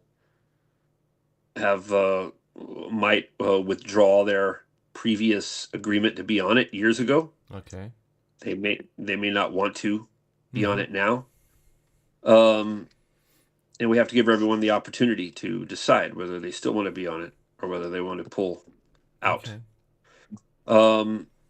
So it's logistically, it's just a big little bit of a nightmare, but I do want to finish it. Mm-hmm. And the thing that stopped me from doing it for years, and I couldn't even say anything because I was under threats, is gone. And their influence has been completely removed from the equation. All right. So yeah. I don't really have to worry about that. I just have to have the blessing of the family. And as long as I can, which I had back in the day, but I need to reconfirm that. Yeah. And if I can get a reconfirmation of that, and I can want to get my studio set back up and everything like that, then I can move forward. And I think that's what I will do. I will start mixing those and filling in, whatever performances are needed with new performances, as soon as possible. So. All right. Okay. Thank you. Obituary, 1990. After death, you moved on to Obituary, recording solos for Cause of Death, and Vic has put in parentheses 6 solos. What do you remember from that era? I mean, you've said a few things. I remember that I had just left Death, and it was an interesting thing because I decided to leave, and I decided I needed to just get out because I had a feeling that things would go a little sideways and that my gear would be in jeopardy. My guitars, my amps. So I decided to go collect my guitars and amps. And I was met. Sorry if I don't understand it, but what do you mean by that? I feared that they would try to keep it. Okay. Keep my gear. And so I showed up just sort of on my own to collect it. But I was met there by the other 3 guys who said no. And I said, well, look, I have receipts for some of it. And, I know where the receipts are for at least some of it. And you're going to give me that much. Or I'm just going to call the police and we're going to deal with it like that. Was that with Death? Yeah. Okay. I don't hold this against them to this day. It was something they decided to do. They felt entitled. They felt because the BC Rich guitars that I had, there was a gunslinger and an assassin, the black and white Strats that I had on that tour. They felt that because I was in the band when I got that endorsement deal, and that Chuck had already had a deal with them, that the guitars were given to the band and not me. All right. But they were, in fact, given to me. I'm the one who signed for them. And when I checked with the company afterwards, they said, no, we 100% gave them to you. Yeah. But what you will discover about that type of situation, if you're ever in it, is the label will not go to the band and make them give it back to you. They won't. Yeah. That's your problem. They're not going to get into that. They're not going to get into any kind of legal mess. Yeah, they want to avoid that stuff, of course. Yeah. So what they did instead was they just sent me a couple of new guitars. Unfortunately, changes had been made in the company by that time, so they weren't as good of guitars. That's when I got that black Warlock that I ended up playing with, the black Warlock and the red Warlock that I ended up playing with Obituary on all the touring that I did with them. But prior to that, I had 2 Strat-shaped BC Riches, the Assassin and the Gunslinger. And I played those most of the time, mostly the Assassin because it had a neck pickup, and I like to go to the neck pickup a lot. Um, but yeah, they felt justified. And and they had bought some of the Marshall cabinets, with advance money, so fair enough. Hey, some of that, I wrote some of that. I wrote a chunk of that music, so some of that advances should have been mine anyway. That's the way I felt about it. So I was coming to collect my stuff. They came to stop me from collecting my stuff. And they were largely successful, but they did give me back my Marshall head and I think one cabinet. And but no guitars. So when I left Death and went right into the studio with Obituary to record Cause of Death, I had an amp. I had a head and a cabinet, and I had my pedals, but I did not have a guitar to my name. So to answer your question, the main thing I remember about recording those solos was I didn't have a guitar, and I had to borrow one. And a lot of people, and this is the thing, this is going to, trust me, this is going to blow some of your listeners' minds right now, because they 100% think that I recorded those solos with that black Warlock that they always see me on stage with Obituary with. On all the pictures of me playing with Obituary, it's that 9 out of 10 times that black Warlock, 1 out of 10 times the red Warlock. And it was I didn't record that album with either of those. All right. I recorded that album with a blue Charvel Strat that I borrowed from Mike Davis of Nocturnus. All right. So yeah, Mike came down to the studio and loaned me a blue Charvel, and and I just found a photo the other day of me playing that blue Charvel in the studio, which is the only photo that I know that exists of me recording the solos. It's me with that blue Charvel. Yeah, so I know that has made probably a bunch of people sad at this moment because they 100% have thought for 30 more or plus years that 35 years that I recorded that with the Warlock.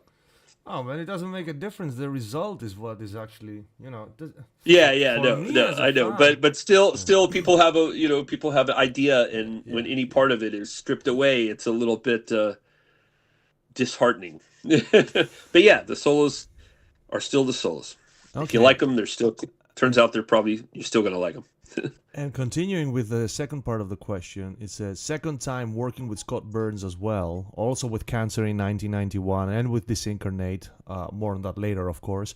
Now that you've been working as a producer yourself, what do you think of his work and the whole Morrisound Studios era? That was a magical era, and Scott's time there is legend, and I absolutely loved working with Scotty, and he's just a top dude, 100%.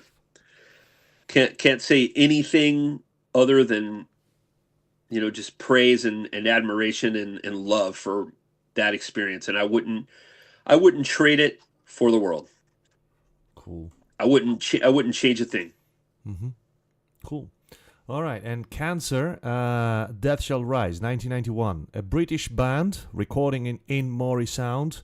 The story goes, James Murphy came to Morrisound recording studio on a social visit. Fresh off leaving Obituary while Cancer were recording, they asked him to play some solos, which he did, and the next day he agreed to join. Is that true? Partially. The couple of the main points are definitely not true at all. By the time I left Obituary, I was already working on Disincarnate. By the time I walked into that studio that day, it wasn't just a social visit. It became a social visit, of course, because anytime I came to Morrisound and there was a band there working, we would socialize, but a bit, to the extent that they had time to.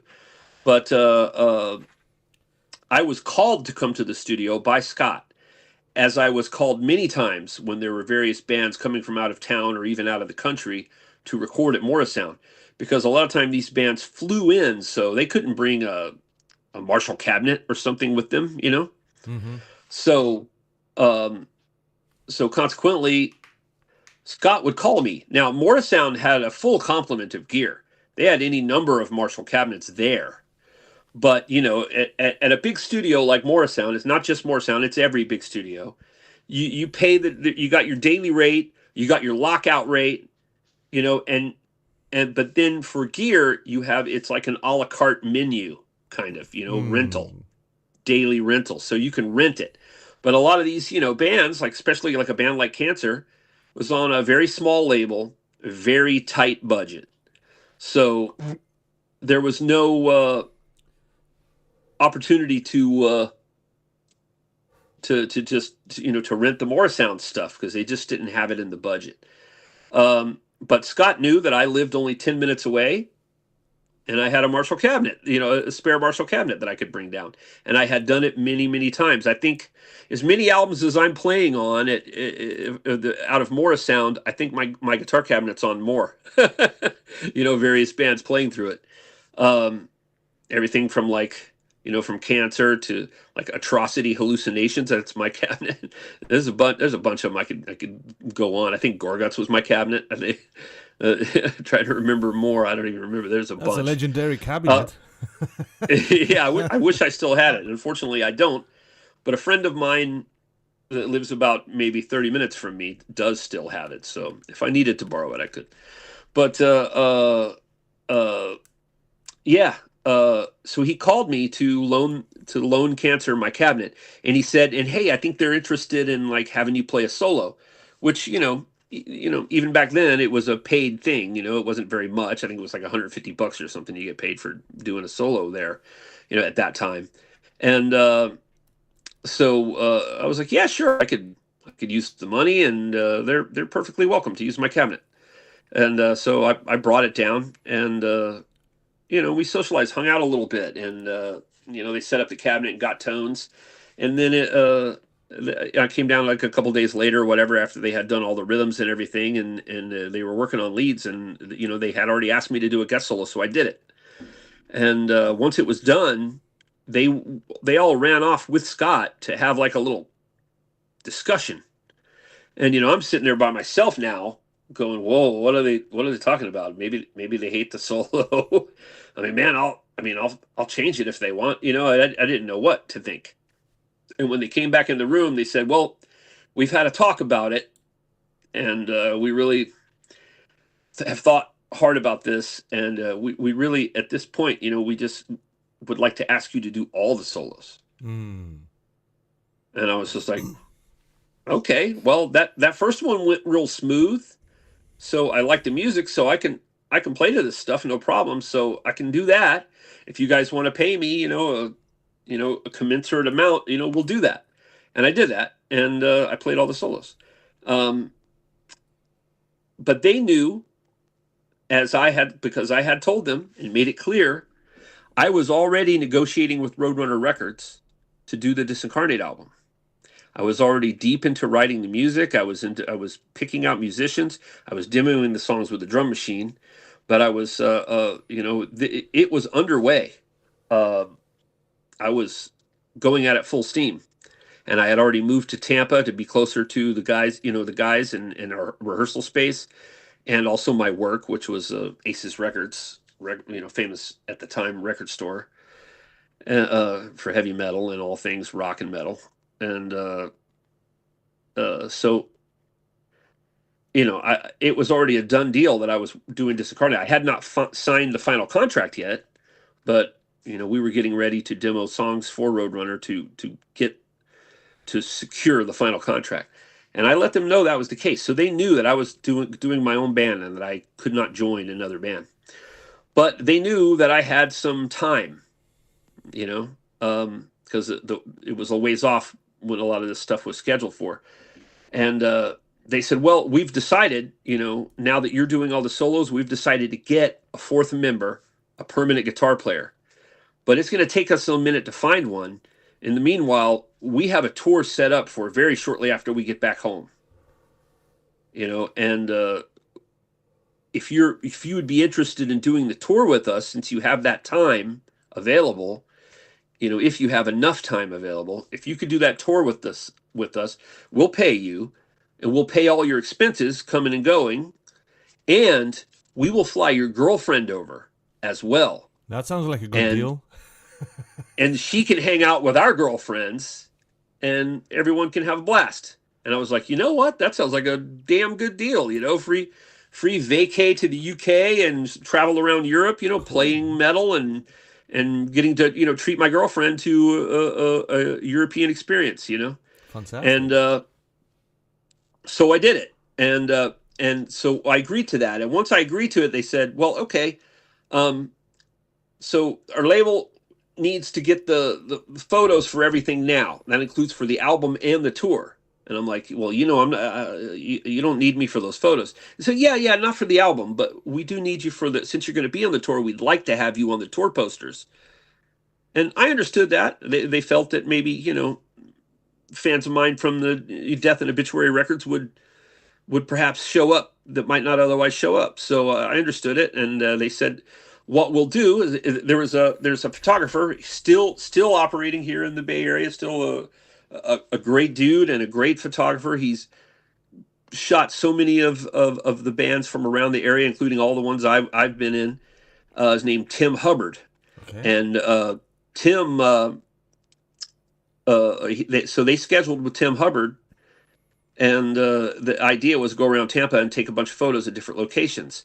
And they were going to pick a couple for the album, outside sleeve and inner sleeve photos. And then they were going to also pick different photos to use for a tour poster for Europe. And they said, well, so what if you do this? What if you come with us on the photo shoot, and we'll set up and we'll do photos with just the three of us, and then you'll get in and do the same shot with us, with you. And that way we have photos to use for the album and photos to pick from for the tour poster.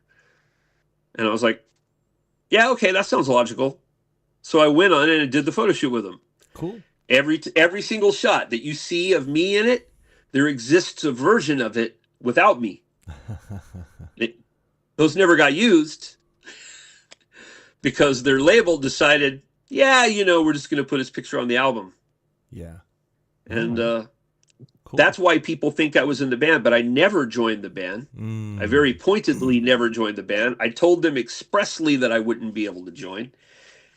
They still, as it came time, as I actually went back and did a second tour with them. They didn't pay for my girlfriend this time. Okay. But it was a second tour a little bit later. And I went ahead and agreed to do that because they still hadn't found anyone. And I was like, yeah, I had fun that first time. I'll go do it.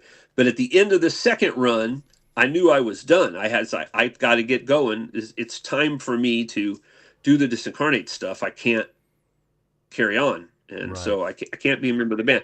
I made a decision to let the fact that they put me, on the album cover.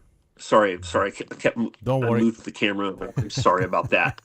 I'm a bit of an idiot sometimes, and clumsy, as it turns out. So am I. It just happens I have. I also placed. I'm not using a webcam. I'm using my phone cam because it has a better camera. And I have one of these holders, and my phone is too heavy, and it will never stay straight, so I have to place it on my monitor, and I can never, but. Yeah, I got to give up because we're gonna make people seasick with me jostling this camera around. It's good. But yeah, my apologies for being such a. No worries, man. No worries. Yeah. I'll tell you something funny. We it's not the official. It's an unofficial title of this show, of these shows. I call them the Metalheads Cafe because exactly this is what I'm trying to do. Being like in a cafe and having a nice conversation, man. Not like the interview. Like, okay, well, what's your favorite color? What's your favorite food? Yeah. Go through the questions. No, I appreciate it. I appreciate not getting those kinds of questions. Those kind of questions are man. Yeah. So, what's your favorite not color? Blurple. yeah. So I guess just to sort of tie a bow on that whole cancer thing, uh, as the second tour that I did with them wrapped up, I was, I knew that that was going to be my last thing with them, but uh, they uh, they asked if we had some time at the end before I had to catch the plane out, and they said, let's go to the cinema, and watch a movie. I forget which movie we watched. I have no idea, but we went and watched a movie. And afterwards, they wanted to have a sit down in the little cafe that was in there. And I was like, okay, what's this? And they hit me. They pitched me hard on joining the band full time. And I said, guys, I can't. I told you that I can't. Mm. I'm doing my own band, and it definitely upset a couple of the guys pretty well. I think John was okay with it. John understood. Mm. I think Carl was not happy with me. He really wanted me to join, but they ended up touring with us for a little bit later on. Cancer. They came for a little bit and toured with Disincarnate in the States later. Mm. So Mm. it wasn't a relationship ending, but it was definitely stressful to have them throw that pitch on me at that time. But so no. So to answer your question, if that was true, no, I was never a member of the band. I was only ever filling in as a guest while they were meant to be looking for a permanent replacement, which they eventually found with Barry. Mm. Uh, but I certainly had a bunch of fun. On especially the first tour, had a great deal of fun, and it was overall a positive experience. Mm-hmm. Cool. Um, so before I read the last leg of the question, my old guitarist from my old band Toxic Terror, you gotta listen to these guys. Nick is his name, Nicolas. He just came in and he says, good evening to everybody. Hello, Jimmy, and hello, James. So Nick says hello. And How's it going, man? hey, Nick. Yasu Nicola. So anyway. Right on, Nick. Yeah, so Little Nicky. Nicky, yeah. Nicolas Thrasher is his nickname. So Right on. all right. So the last leg of the question was why did you leave? And I wasn't sure if Vic was asking Cancer or Obituary. But for Cancer, we've got the question. You never left because you were never a band member actually. So No. Yeah. I was strictly filling in. I was strictly a session musician on the album, and for the touring that I did with them, it was strictly as a fill-in while they were meant to be looking for a permanent guitar player. And the reason why I left Obituary is frankly because Alan wanted to come back, and they always wanted him back. They never wanted him to leave, Yeah. and to some degree, I was just a very different type of person than them. I like all those guys. I get along with them fine. They're cool dudes, and I'm really happy that they're still going and doing so good, and and I'm proud of them. But I wasn't, especially at the time in my early 20s, I wasn't really, especially coming off death, I was gun shy. I was ready to find problems because I had come off two tours, two bands where it was massive problems, Agent Steel and then Death. Death wasn't massive problems. Death was minor problems that, mountains got made out of molehills, and it was really just because of, two very headstrong guys kind of butting heads, I had my ideas about things and Chuck had his ideas about things. And guess what? It's Chuck band. He won. It was his band. Of course. And as he rightly should have, because I tell you what, later on when I had my own band, I won. When there was any butting of heads. That's how it goes. It's just how it goes. But of course, I was very gun shy in Obituary. But also at the same time, as good as I am at communicating now, I think I'm a pretty good communicator these days. Back then, I was terrible at it, and I was very, very terrible at expressing any sort of unhappiness or displeasure with the way anything was going. These days I can speak up very diplomatically. I can make myself understood and try to do so as long as I'm talking to a reasonable person. I'm not going to make them upset. I think I can make people see my viewpoint, and I can listen and hear their counterpoint, and we could come to an agreement. And back then I was just terrible at that. I didn't want the confrontation. I really would avoid it. But the unhappiness and dissatisfaction that I was feeling would just build up in the background. And as much as I tried to mask it or hide it, it would pop out in my behavior. You can only hold things in for so long, and eventually you're going to, it's so funny because I heard a story recently. At some point I would get so frustrated, I would just walk off and just throw my hands up in the air and just walk away. And, in my mind, probably at the time, I don't remember, but probably at the time, I did this because, number one, I was genuinely frustrated, and it was a way of releasing it. And also, probably somewhere in the back of my mind, I was saying, maybe they'll see that I'm frustrated and not happy, and they'll ask me what's wrong, and then maybe I'll be able to tell them, because I can't just broach it myself. Because I was just, I had poor communication skills. I had, I didn't know how to do that. So, but years later, I heard that they say, yeah, he was he was just strange. Like everything would be fine, but he'd just walk away and throw his hands in the air and just walk away. They didn't know.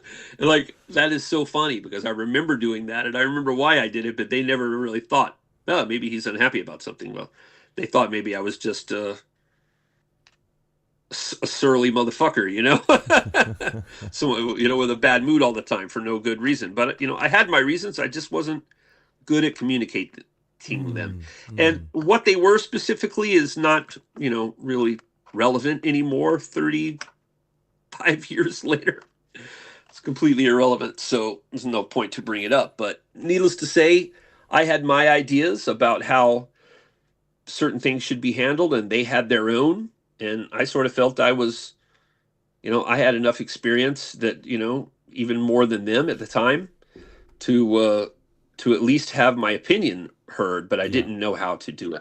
So there was that as well. There was just this lack of communication between us that was largely my fault because I was the new guy. And so I think it was really probably incumbent upon me to make myself understood, to broach the subject of anything that was concerning to me or bothering me or upsetting me, and I didn't know how to do it.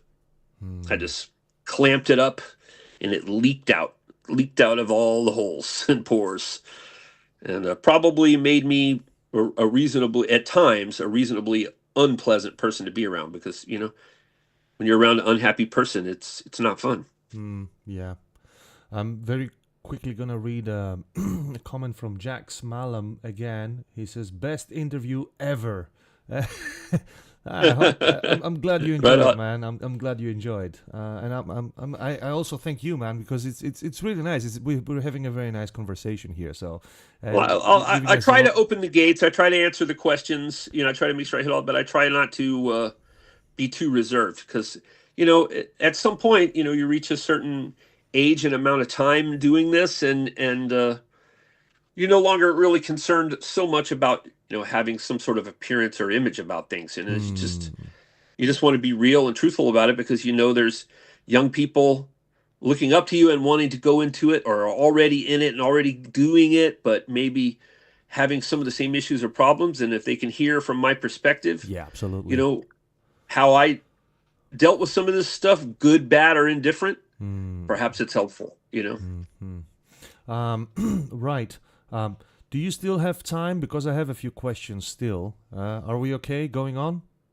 Let me consult my almanac. Okay. So all right. Yeah, I'm good, man. Okay, good. So is it okay if we have another 3-minute break for everybody and come back in 3 minutes? Sounds good. Okay, so everybody, I can see you. I'm watching you. Don't leave, because we're gonna just play the the typical video that is showing the next interviews coming up. We'll be back right here with you. Stay with us. Don't leave. We have a lot of interesting things discussing. So see you in 3 minutes.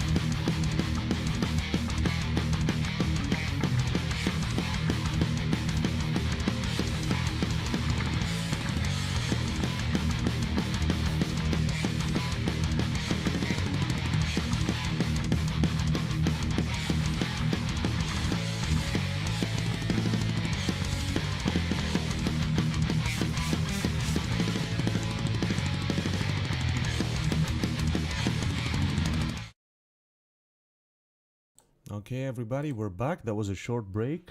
Okay, so you mentioned when we were talking with Cancer before and the photo shoots and everything and the posters, you reminded me of something. I have a poster somewhere here that shows 3 albums from 3 bands. One was Swallowed in Black from S.O.S, the other one was Cause of Death by Obituary, and the other one was Beneath the Remains by Sepultura.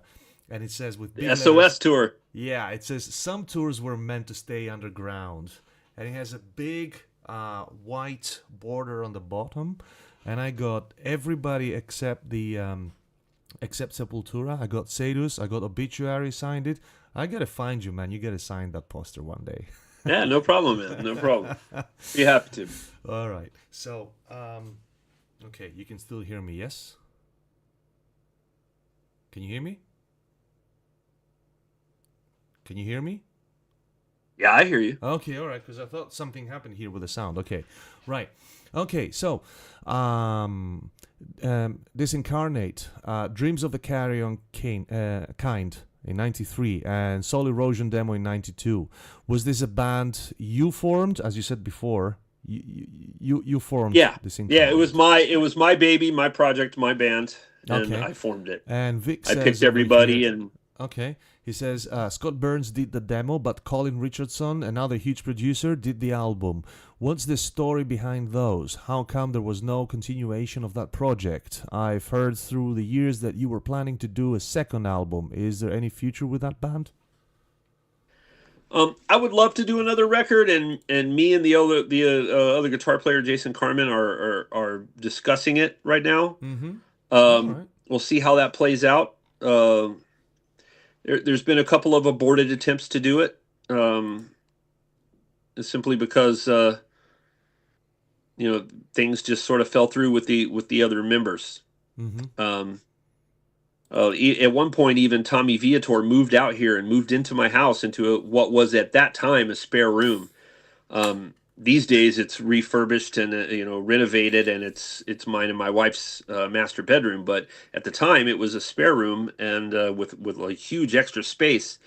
And I let Tommy move in and set up a practice drum kit there. And the idea, this was about 2014, and he was trying to practice the old tunes to get up to speed on the old stuff. And Tommy is a great guy. I love him, and I miss him because he unfortunately has passed away in not that long ago. And at the time, he was having a lot of personal issues. I'm not going to expose those because that's it's his private business, That's his part, yeah. Just want to honor his memory like that. But he was having some private issues that hindered him from being able to get up to speed on the drums, and he ended up just not being able to do it, and he went back home. There was no big argument or any kind of big fight. He just sort of made the decision one day that he wasn't really able to play the songs up to par anymore, and that he felt like he wasn't going to be able to, so he just decided to go back to Louisiana. Right. So that was a scuttled attempt right there. But it has actually been a couple of others. I really just want that if it's going to happen, I want it to happen in an organic way. I don't want it to be forced. I'm beyond that point in my life where I have to do any particular band or thing in order to,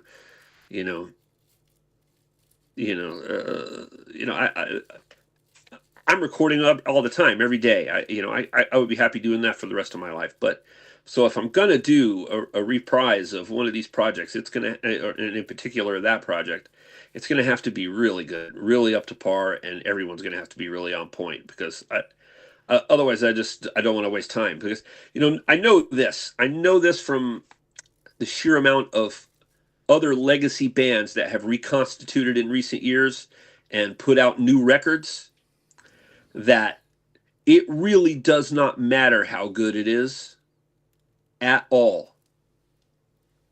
Majority of the people, including every single person that's that had been clamoring for years for a new record, every single one of them are going to get on the train with the oh, it's not as good as the old stuff, people. You know what I mean? Oh, it sucks compared to the first album. You know, Yeah, I know. it doesn't matter. It does not matter how good it is because you can never defeat nostalgia. Yeah, yeah, exactly. You You said the right word, know? nostalgia. That's the thing. Yeah, That's the key. yeah, And people are yeah. actually falling into the trap of nostalgia because it's a trap. Yeah, And then it yeah, it blinds is. them. It blinds them from having an objective. It's just like, let's say the Yeah, album was just released and it's a new thing. It's a new name, right, with a new logo or yeah, something. But they're gonna see it differently. But if it has the old name, the old logo, and everything, nostalgia yeah, hits in. And they start comparing, yeah. and it will never be Exactly, objective. exactly. So I worry about all kinds of things. Like, I've watched as this has happened. I've watched Carcass. I've watched At the Gates. I'm eagerly looking forward to Dark Angel to see how this plays out. Oh yeah. There's any number of things that have been defunct for years, and then they sort of reconstitute and put out something new.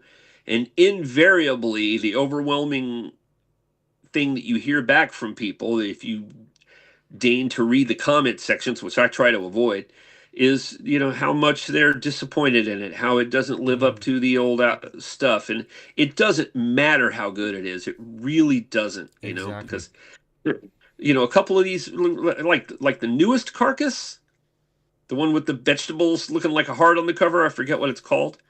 Um, Man, that's a really good record. I don't remember either because I love Carcass, but right, very quickly. Yeah, the last one, yeah, because I haven't been Yeah, following the last ones, but hold on, it was Torn Arteries in 21, yeah, that's it. That's yeah, it. Torn Arteries. Torn Arteries is a tremendous yeah. album. It's a fantastic Carcass album. There's almost no way to fault that unless you let nostalgia get in your way.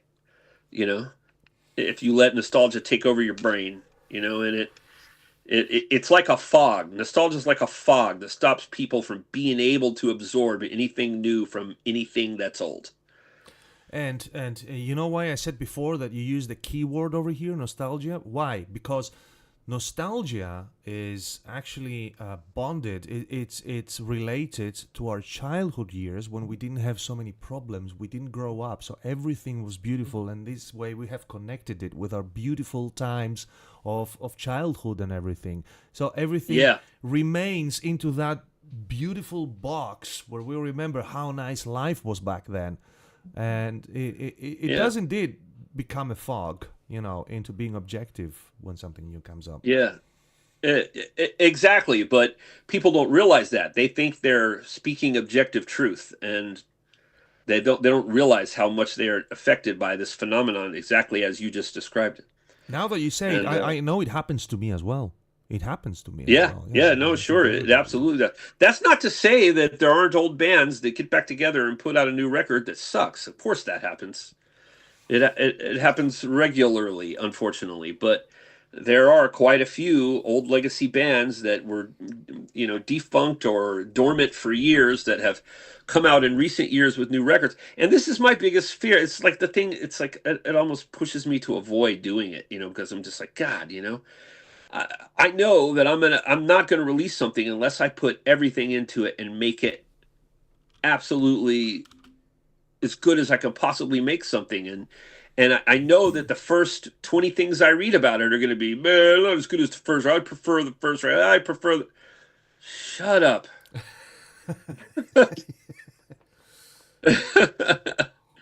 I'm sure that you do, but do you need to take a shit on this one for that? How about you listen to it on its own merits? You know. Okay. But it's a very difficult thing. It's maybe even impossible for a lot of people to do. Mm, And mm. so it just is. It is what it is. So from I've, 92 and 93 with Disincarnate, moving on to Testament with Low in 94. Okay, I'll read the question. It's a little bit long, but Vic says, how did you get that gig? Songwriting credit on Hail Mary. Awesome song, by the way. Great album. What happened with appreciate it. Testament after that? It took them 4 years to record another album where you have a producer credit. How come you don't play on that album? And Then you return on the Colossal, The I Gathering. I I I, I do play on that record. Oh, The okay. only record that I have any sort of engineering or whatever credit on is The Gathering, Yeah. and I do play on that album. No, The Gathering. I know you do. Yeah, I know. Um, and I know the story. And if you allow me, it was also my question with your health problem. Is it all right to talk about that? Because Sure, yeah, it's a of course. delicate matter. But what I've read is it's in the Metal Archives in Encyclopedia Metallum that you absolutely have no memory from that time because of your brain surgery, and it says that you don't even remember going to record or anything like that. Is that so? Um, that's more of the exaggeration of the Okay. internet. Like there's truth there, but it has been exaggerated. Okay. Um, of course, I have some memories of recording my solos. I actually recorded my solos myself. I engineered my own solos in my own studio. But I don't remember a lot about anything else. The rest of it, I do remember Andy Sneap coming over to my studio, Mm. both to collect my solos, but also to work on some drum sound enhancement because I had my own studio. I had sampling, I had sequencers, I had all of that sort of stuff, and he came over and used my stuff, my Pro Tools rig, my Opcode Studio Vision rig, and my samplers, and we created a drum sample that was blended in with the kick, the original kick of the Gathering, and all of that was done there at my studio, and I remember all of that, All and right. so I remember hanging out with Andy Sneap doing that, and I remember recording my own solos. But there's a lot about it that I don't remember. So yeah, there's truth Hmm. there. There's truth there, but it's been exaggerated to be all encompassing. It's not all encompassing. It's just Yeah. little bits, bits and pieces, But And yeah, I was sick already, really seriously. and he says a perfect storm of players, Steve DiGiorgio, Lombardo, you, and everyone. And he says, I have read that this was at the time you got sick and you don't remember much, which I just asked you. And if you're comfortable sharing, can you talk about that time, which included apparently a Megadeth audition to replace Marty Friedman, and I remember that as well. This would be the time you reconnected with Chuck Schuldiner as well. Yeah, yeah. Um, I was already really sick, didn't know it yet. I didn't know what was going on with me. The insidious sort of nature of the way it affected me slowly over time made it to the point where I didn't even realize what was going on. I thought to me, it seemed more like it was something happened to me externally and that I was fine, but it was just all of a sudden all this bad shit was happening to me externally. Really, it was all stemming from the pressure being put on my brain by this tumor. And so yeah, I did get a call from Dave Mustaine, and he told me Marty had recommended me as someone to try out, and so I went, and at a I remember. Here's what I remember of the Megadeth audition. I remember being told that I had like 10 days or something to learn the list of songs that he gave me, and I remember taking the this. I had a CD player with a it was a multi CD player that had the magazine type where you pull out a magazine and you insert 5 CDs in and stick it in and play. Yep. And I remember putting the 5 CDs that had the songs on it I was meant to learn, and starting to learn them, and then getting a call like a day or two later from Dave saying, "Yeah, forget 10 days. We want to fly you out tomorrow to the House of Blues in L.A." And I'm like, "Well, I've only learned like 3 songs, and well, that'll have to do, you know." Um, and so I remember being sort of feeling like, oh, just I don't know if I can do it. I remember having that feeling. I needed more time. But I remember taking a taxi. I remember getting on the plane. I remember arriving at the House of Blues, and I remember being in the dressing room with everybody else. And I remember walking on the stage to start playing. I don't remember actually playing. I don't remember anything else except the things that I just said. I remember all of those. I don't remember going home. I don't remember, the trip home. I don't remember anything about that. So it was just a very weird situation. Now, Marty wrote about it in his new book. Yeah. He wrote about how he recommended me and how he had known me to be like a really together person and a good player and everything, and so he recommended me. But when it came time to for me to audition, I was already so affected by the tumor that I'm sure I played awful. And apparently that was the case. He said, and they thanked me and sent me on my way, but apparently, and then they were just puzzled by what the hell had happened to me. Dave was like, "Why'd you recommend this guy?" And Marty was just like, "I don't know what the hell's wrong with him. He's always been really good and really together. He's just like scatterbrained now, And I'm like, yeah. And they noticed that I was sleeping a lot, like I was sleeping in the dressing room. And so I guess a couple of years went by where they didn't really know what had happened, but then they eventually heard what happened, and they were like, now we know what that was. And I actually ran into Dave a couple of years after that. I was showing up at one of the Gigantors to see my bros in Nevermore, and I was with my little brother, who is a massive Megadeth fan.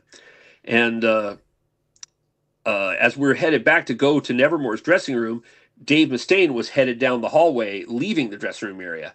And like everyone else, we kind of like parting of the sea to let him through, we just kind of pressed up against the wall to let him go by. And he comes walking right by me, and he gets just past me and then stops and then backs up and turns and looks at me and goes, "James, how you doing, man?"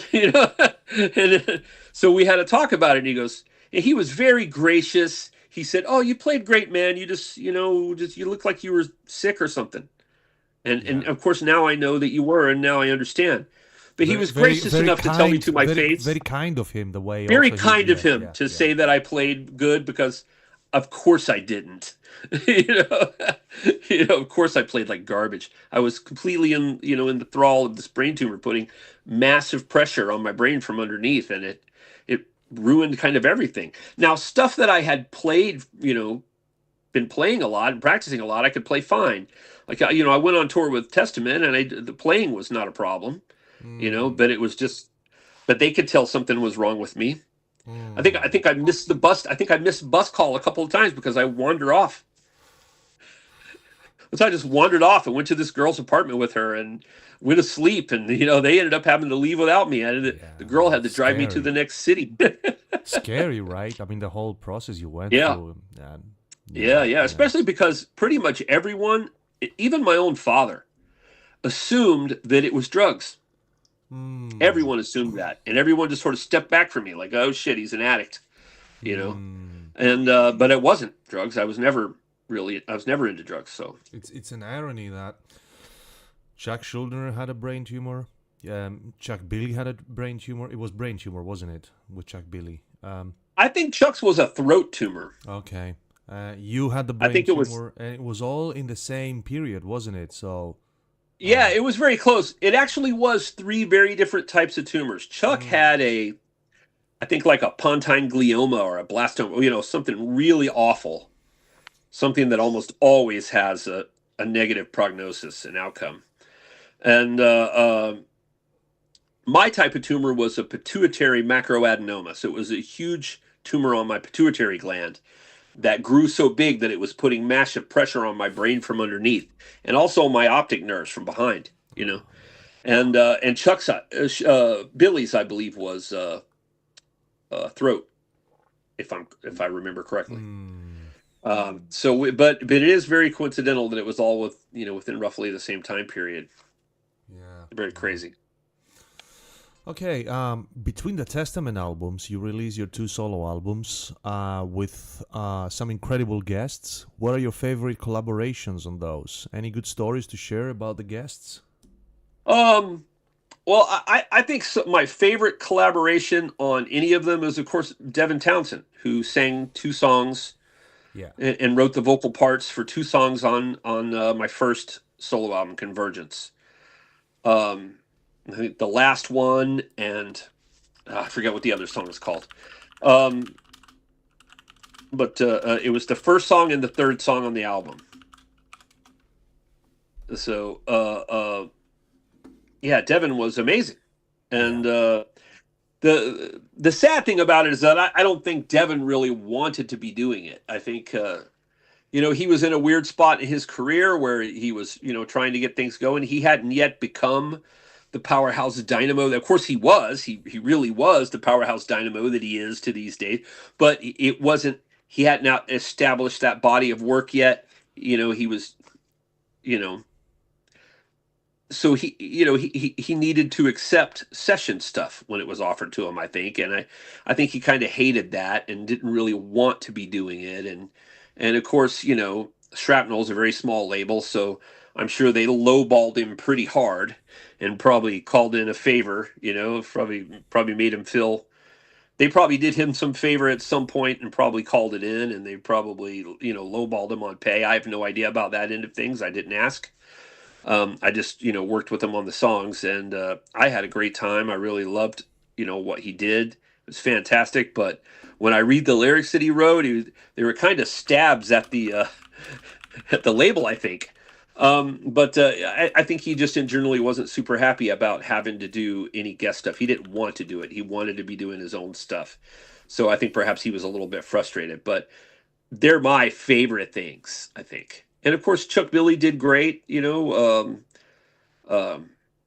there's a lot of great stuff on there. I'm really happy that I got Trent Gardner from Magellan on a track. He's no longer with us, and so I'm very happy about that. And of course, I've done a lot of work with John West, and he sang on a track on my second solo album. And I love John's voice; a very bluesy, powerful rock voice. Rock blues, very soulful voice. And it's kind of cool to have that variety, everything from Devin Townsend crazy screaming and madness, controlled and absolute beautiful artistic madness, Yeah. and to the soulful bluesy rock voice of John West, to the progressive soaring clean, absolutely incredible voice of Trent Gardner from Magellan. I mean, there's just a bunch of people, and I can't even remember everyone off the top of my head who's on there, and I love it. Perfect. Clark Dark Brown from GCR, Geezer. He did a song on my second solo album, and it came out great. Unfortunately, Clark has disowned me because I said something he didn't like on social media, so he blocked me. Clark, if you hear this, I love you, bro. So don't be mad. I still love you. Come on back. Let's be pals again. Um, and that's it was just a fun thing, and they were both, both albums followed a similar format. They're half instrumental, half with vocals. And I kind of liked that format, and I might repeat it if I do a third. Because for that reason, I just really like that format, and being able to work with a variety of singers and to be able to have the instrumental tracks and all that. I will say about the two that Convergence is the best produced and probably best written. Unfortunately, Feeding the Machine, if you take a look at what year it was, 1999, that's also the year of The Gathering, and also an album that I did with Konkhra at the time called Come Down Cold. Yeah. And so I was very, very busy in 1999, and that tumor was very busy in my head, screwing me up. So the production and stuff of Feeding the Machine suffered. And budget-wise, it had a lower budget, so we couldn't really afford to do real drums in a real studio, and ended up using electronic drums in my studio, which I absolutely hate. I hate that about that album to this day. But it's all great players, and I think the performances are all fantastic. I love the performances. I just don't necessarily have a lot of production and some of the choices that were made on Feeding the Mm, Machine. I see. And you have a huge portfolio of work, and I might be missing something major. Apologies in advance, says Vic. So, what would you want people to pay attention to that perhaps hasn't received the same attention as the above stuff? You know, the stuff that we discussed previously. Well, just a lot of I've got a lot of really great work as a guest musician on other people's albums. Mm. But I've also done a lot of collaboration things, like big projects, like the Explorers Club Age of Impact Mm-hmm. on Magna Carta Records, I think, or Shrapnel. It's called Explorers Club Age of Impact. That's really great. I mean, that is a host. The players that I'm playing with on that recording, I mean, man, John Petrucci, Mike Portnoy, friggin', I mean, Steve Morse. I mean, it's crazy. And exact same story with the Rush tribute album that I did. You Mm-hmm. know, Devin Townsend, friggin', I mean, the amount of people that are on those projects is mind bending. So, Working Man, a tribute to Rush. That's another one that I wouldn't mind for people to go back and check out. This is stuff from the '90s. But I also just have a lot of just really cool guest stuff. Some of the stuff people don't even know it's me. You know, Yeah. because people don't even really look at credits anymore. You know, they see a little thumbnail of an album cover and that's it. That's all they know. You know, Back then, back in the maybe day, you know, we used to. I'll use this they on would pour purpose. over the We art used and to the buy a credits and the tape. lyrics. Yeah, we used to buy a tape, right? Or get a Yep. copy of a tape, and you would listen to the thing for the whole week until you would listen to the next thing, and you weren't bombarded with all of this, you know, all of this information that you just press the next Yeah. button, the next button, the next button, and then. You know, plus the attention span that has been ruined in the last few years with social media and everything. Yeah. So, Yeah. yeah, so no wonder what you say that people don't read the credits because they get bombarded with a million different things and they don't really pay attention to the detail, right? So, from one point of view, technology has given us is an amazing tool to get things out, but at the same time we're lost in a big sea, in a big cosmic sea. I will use the term on purpose. Yeah. Yeah. Where it's difficult, you know, for people to pay attention, right? Yeah. It's very true. Yeah. It's overload. It's sensory overload, man. Option anxiety and people and FOMO. You know, you hit that skip button because you're afraid you're gonna not listen to something that might be better. Yeah. There might not be something better after the skip button. You know, so people don't listen to full songs really anymore. You know, it used to be so bad that we used to think. You know, I remember like 10, 15 years ago, I thought, oh man, this is bad. You know, people don't even listen to whole records anymore. They just pick a song. Man, I didn't think it could get worse. It is worse. People don't listen to whole songs. They just listen to part of a song and make a snap Exactly. judgment and move on. Or they listen to just the part they like. Oh, I like this breakdown. Oh, I like this solo. I like this chorus. And move on. Boom. You know? And It's pretty awful. It's short attention span theater. That's what it is. Vic says, it is my impression that you are more focused on session work and production jobs. So 3 questions. First, what are some guest work that you have done that you were enthusiastic about? Here in Greece, we love the great late Warrel Dane. You worked on his album. Any memories from him? Oh, Warrel was just a sweetheart, man. I really love the guy, man, and I miss him. You know, you know, I was fortunate enough to be hanging out in the studio at Andy Sneap's studio in England, Derbyshire,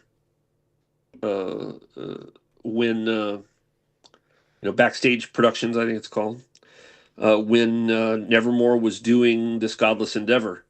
Mm-hmm. So, you know, I was there at the studio while they were recording that, and when they, and of course, I was honored to be asked to play something, and it's like a little interlude track, and I think it's called "The Holocaust of Thought," and I get to play this really pretty lengthy solo on there, and a lot of people don't even know that's me, you know, but it is, and you know, and Jeff and all those guys were so gracious and nice to ask me to do it, and they seemed to really dig it when it was done, and then they put it on their album. So I couldn't be more happy with that. And then that led to Warrel asking me to do a solo, because Warrel told me Warrel told me once that his favorite solo on This Godless Endeavor was the Holocaust of Thought. And I don't believe that for a second, because Jeff has some absolute barn burners on that album, man. And but I just think that, like, variety being the spice of life. It wasn't that I was the better thing; it was that I was the shiny new thing. Yeah.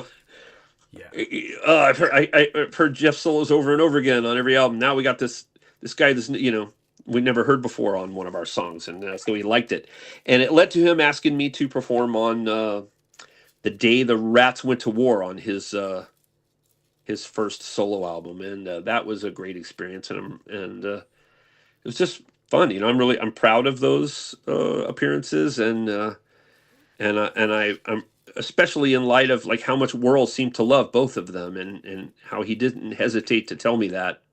And a couple times, just reached out of nowhere just to say, man, I just want to thank you again for that solo. I love it. It's great.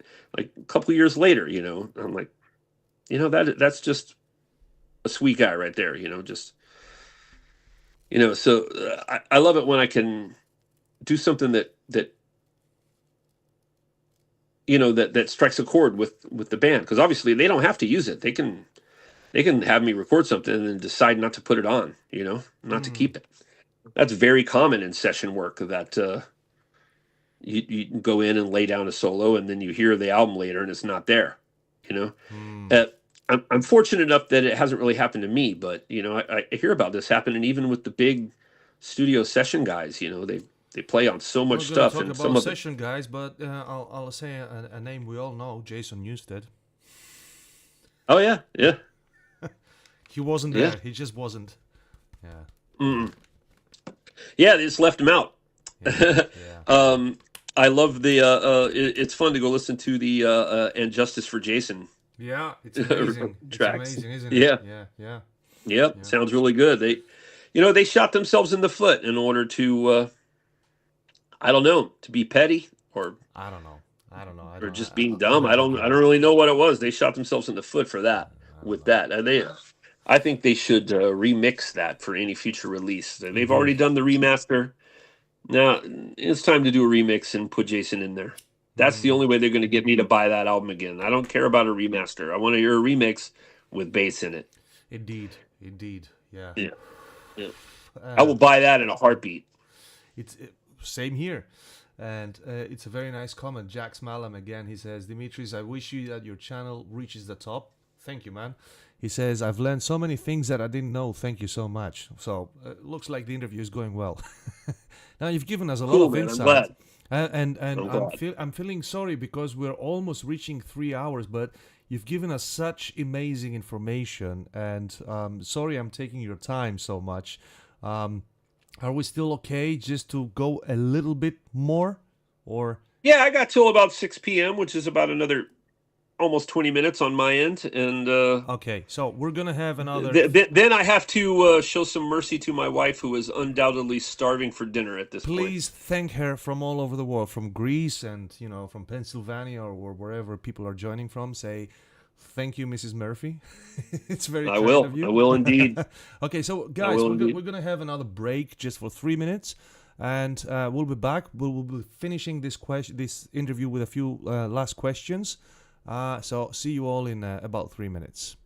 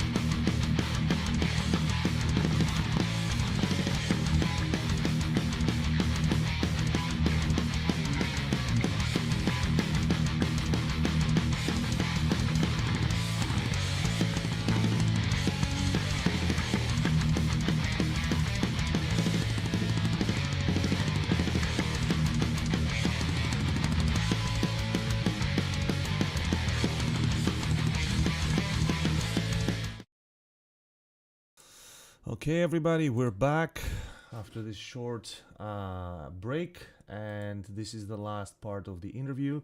So, okay, where was I? Yeah, the second part of the question was, and it is a very important one. It's one of the most important questions. Are you busy creating new music, and do you feel that hunger? No, I definitely feel it, and I've been writing in little, bits and pieces and fits and starts. Mm-hmm. Um, I keep getting interrupted to try to earn my living. So I play on other people's things, and but luckily, it is it's not a job. It's a job that feeds my creativity rather than sucks it out. You know what I mean? So I'm fortunate in that regard, but I do very much feel it. I just don't know exactly what to do. I'll write something that maybe is suitable for a solo project. I'll write something next that is perhaps suitable for a Disincarnate song. And then I write things that feel like a whole new band vibe, you know? Okay. I don't know if this stage of my life and career I want to create a brand new band, but maybe I will. But there's nothing like you could announce right now that you're working on something specific. No, there's nothing imminent. There's nothing imminently about to drop or anything like that. Mm-hmm. Okay. All right. Okay, and but you're working as a session musician in some bands. Would you like to name a few, if you can? Yeah. I think I mentioned Valoria already, didn't Yep. I? That's the one I'm working on right now, and I just finished one by Korea, which is a Correa, Mm-hmm. Korea, and I've done recently Becoming, Diagonal Path, uh, uh, Internal Suffering from Colombia, Okay. Crypt Crawler, whose shirt I'm sporting right now, Crypt Crawler. Just Before Dawn, a Swedish band. Mm-hmm. Um, what else? Goodness, let me. I'm 100% sure, as always, that I'm forgetting a great deal of things, and I really hate that. It's not fun, but uh, uh, yeah. My brain is sort of melting. Oh, I've done recently embryonic autopsy. Um, Good Lord, man! There's this Italian doom band that I did recently. My buddy Marco Montagna, who I can't remember the name of his band to save my life, and I hate that. I'm so sorry, Marco, if you're listening to this. Okay. But I did a solo on their album recently, and man, what else? God, just a bunch of stuff, man. All right. I wish I could remember it Fair all. enough. Fair enough. But here's the thing: is a lot of times I'm not really. One of the reasons why it's hard to the band names don't stick in my head so much is because a lot of times people contact me, and all I know really is the name of the person that I'm talking to, the contact, and the name of whatever the work file is. And work files are usually, by the time I'm getting them to play a solo, they're just a work file. They might not even have a final title yet. So it'll be like track 3 Yeah. or, Yeah. you know, Track three for new. Murphy or, Track three yeah, new. Last new one. mix 2A-4, New 4 or something. final Yeah. mix 7, I know how this goes. Okay. Yeah, so there it is, and so like I'll learn what it is sometimes later in the process, and it doesn't necessarily stick as well as it should. I'm trying Okay. to remedy that. And I'll, I'm I'll, trying to I'll be a ask little bit I'll more ask you the organized. third leg of the question, which is, what are the production jobs you would recommend? Sorry, no, I asked that. From producing. Okay. No, I think I asked that. No, that's gone. That's out of the way. Okay, so just some typical questions, like because we're always fans. I would like you to tell me, as a kid, What was the first gig you went to that your mind was blown away and you will never forget? It was like the best gig or something. Well, if you're talking about going back to as far as when I was a kid, it was when I was 12 years old, and my father took me to see Kiss. It Uh-huh. was 1979, so it was still all the original lineup, still wearing makeup, Hmm. still doing all the full show. Now, granted, it was the Dynasty tour, but they were playing most all the classics, even still then, and still doing the whole routine with the blood, and Ace did the fire and the rocket guitar taking off to the ceiling and all of that. And yeah, it was mind blowing. It was life altering. Amazing. Yeah, no doubt. That was probably the best thing that my father ever did for me in my youth. Was to take me to that Kiss concert, because he didn't care about Kiss. He wasn't interested in it. He did it just as a good thing, a cool thing for me. Hmm. I still have my ticket stub. And that's cool, man. From 1979, right? Yeah. Yeah, cool. And are there any releases that you heard in the last year that that you loved? Something that you listened to from either big names or anything? Yeah, once again, this is that thing where there's a lot actually, and when I get put on the spot to try to name that stuff, it just blows right out of my mind. I should, be smart and get myself a list of stuff like this, these kind of questions, because they get asked a lot, and of course, there's a lot of things. I'll tell you, there's a couple things that I could probably remember off the top of my head that I really dig. As in Hell, I think it came out in 2023, Mm-hmm. but I've just recently discovered it. Perhaps it came out in 2024. I'm not sure, but As in Hell. Um, the name of the album is very strange. It's a foreign word of some sort, and I can't remember what it is because it's not English at all. But Okay. As in Hell, all one word, which is uh, Mark Greva is on vocals on that from Morgoth, All and right. yeah, that's a phenomenal record. And of course, oh man, this is upsetting. Let me. I'm gonna pull up my. I'm gonna pull up my iTunes real quick, or my Apple Music real quick, because oh man, you just give me a break with this.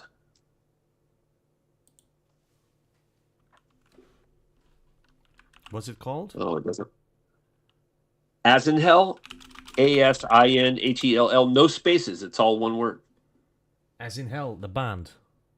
Yes. All right. Yeah. Okay. But you're trying to remember the song, right? Yeah. No, no, no. The name of the album, but they only have one album, so. Okay. So As in Hell. Right. Okay. As in Hell. Nah, it's tough to find them, but I can find In Hell, but Well, it's all one word. all right. ASINHELL. Okay. No spaces. Impi Hora. Yeah, Impiora. Yeah, Impiora. Yeah, it's Yeah. Yeah. Okay. very difficult to read.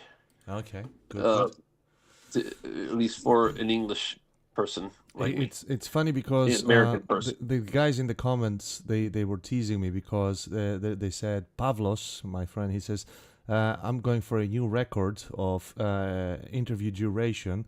Well, I had Kelly Schaefer over here a couple of months ago from Atheist. Uh, we did a 5-hour interview. Oh wow, yeah. He was talkative, so we kept going. I didn't even ask half the questions I had, but yeah. No, man, it's been a great Oh yeah, interview. Kelly's great. Yeah. Yeah, he's amazing. He's a really nice guy. And my friend Effie, she is asking the question, what would be the dream lineup for a band? For me, dream lineup for a band. Oh, Goodness. Man, I don't even know. I don't even know. That's the type of question that I couldn't. As soon as I think of one drummer, I think of 10 drummers. As soon as I think of one, bass player, I've thought of several more. It's going like that. And so I can't really come up with something like that. All right. There's too many options. Option anxiety. I'm sorry. I wish I could answer that better, but I suck. Don't worry. I suck at that sort of thing. Since I don't want to take over your time because you had another 20 minutes, I think it's a nice idea if you would like to play something from your latest stuff that you would love to to share with us. Even if the sound is low, we know that. We experienced that before. Well, here's the problem. I've been sitting here like this, with my hands clutched up, and so now they're like bricks. I gotta warm up. I was very warmed up when we first started because I had been playing guitar, but I've been sitting here with my hands like this, and now they feel like swollen and This is happens when you get older, man. You have to really warm up. Okay, so it's not the time for it, right?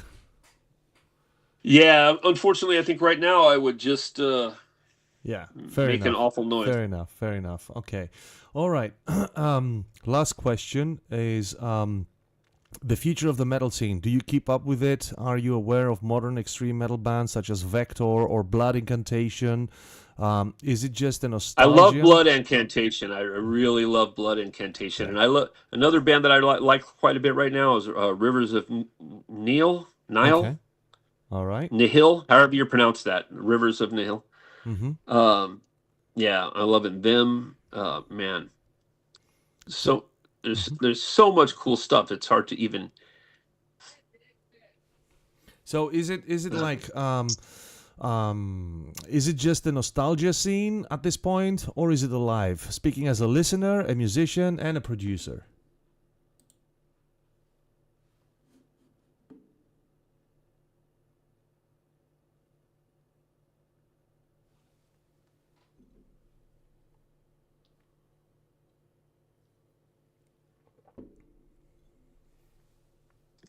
Yeah, sorry. No worries. The wife was yelling at me. So no worries. Yeah. Some other bands like Skeletal Remains. All right. Yeah, Skeleton Remains. Love them. They're fantastic. Blood Incantation is great. Rivers of Nihil, or however you pronounce that. Neil. I have no idea how they pronounce it. But I'm sorry. I think you might have asked me a question that I kind of missed because the wife was. It's like about the future of the metal scene. Is it just a nostalgia scene at this point, or is it alive? Speaking as a listener, a musician, and a producer. Well, I'll tell you, the most important perspective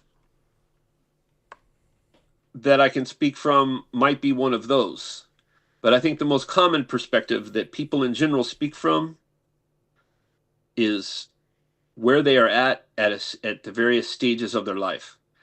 Because when you get a certain age and you stop, and some people this is in their 30s, some people it's in their 40s, some people it's later in their 50s, where you stop following and keeping up with what's new, and you're really only listening to stuff that you're familiar with, that you like already. Mm-hmm. And this happens to everybody. At some point, you just stop being able to identify very much with very much of the new stuff that's coming out. And I think that a lot of people make a decision that, the scene is dead, music is drying up, metal is dead, metal's going away. No, it is for you, because you quit discovering new stuff. New stuff is still being made. You're just not paying attention to it. Yeah. And I remember at one point I kind of caught myself in this kind of phenomenon, because I got out here and living out in the country now in this house, and getting kind of isolated in my own world, and I started thinking like, man, bands never come through anymore. Like, this metal's dead here. There's no shows. There's never any shows. And then I'm talking to people and they're like, oh, dude, I thought I'd see you at the at the show the other day, Wait, what? They played? That band played? Yeah. Yeah. Yeah. Yeah, of course. I just didn't hear about it. I got myself in my own little cocoon out here, and I stopped hearing about shows. There's still tons of bands playing all the time. I could go to a show 5 nights a week, you know, but you get isolated in your cocoon and you stop hearing about new things, and then you think everything is dead.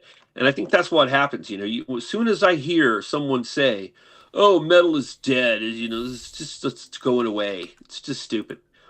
It doesn't exist anymore. It's drying up. No, you're drying up.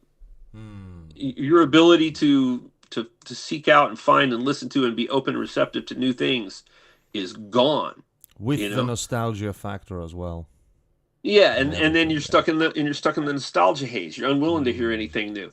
And I understand, you know, a lot of it's generational. You know, you get, you know, some of the things that kids find to be amazing and clever these days, I find like I can recognize the musicianship in it, but I find it borderline annoying.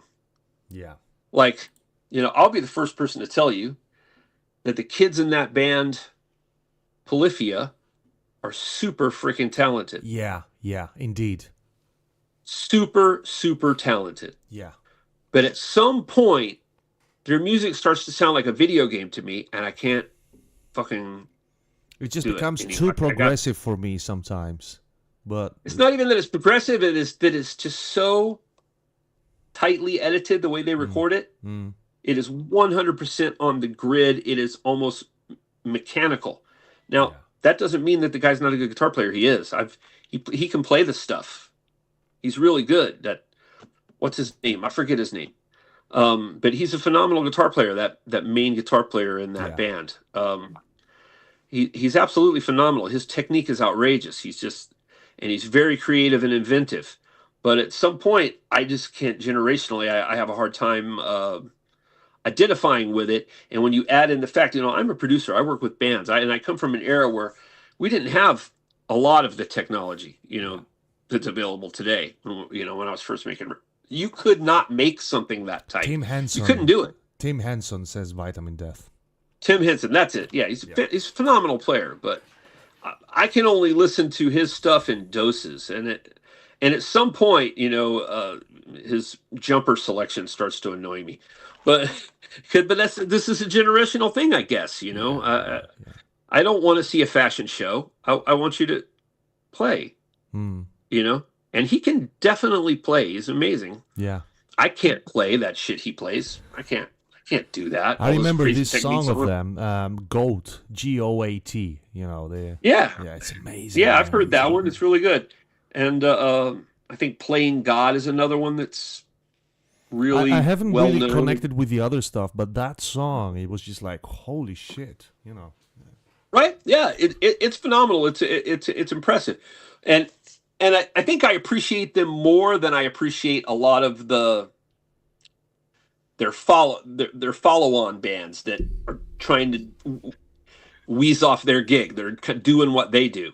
Oh, I'm going to play quirky, crazy, intricate stuff, super tight to the grid now, you know, because Tim Henson and the other guy, Scott LePage or whatever his name is, they got sort of famous doing that. It's also like sort of the Periphery effect. You know, Periphery came along, and then there's a million bands copying them. Well, I really appreciate Periphery, but I have trouble sometimes identifying with the bands that are trying to sound like them.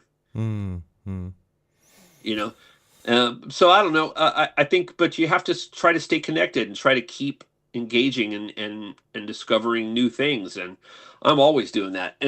But the real thing is that, you know, time is a commodity, especially as you get older, because it seems to move quicker and you have more responsibilities. And so, you know, time is a commodity, but I have such eclectic listening tastes. I don't just listen to metal. I listen to a lot of stuff. You know, I listen to a lot, like, dude, just the sheer amount of what I call I've never heard anyone else call it this, but I call it scan jazz. Scandinavian jazz. All right. Stuff like on the ECM label, you know, stuff like that.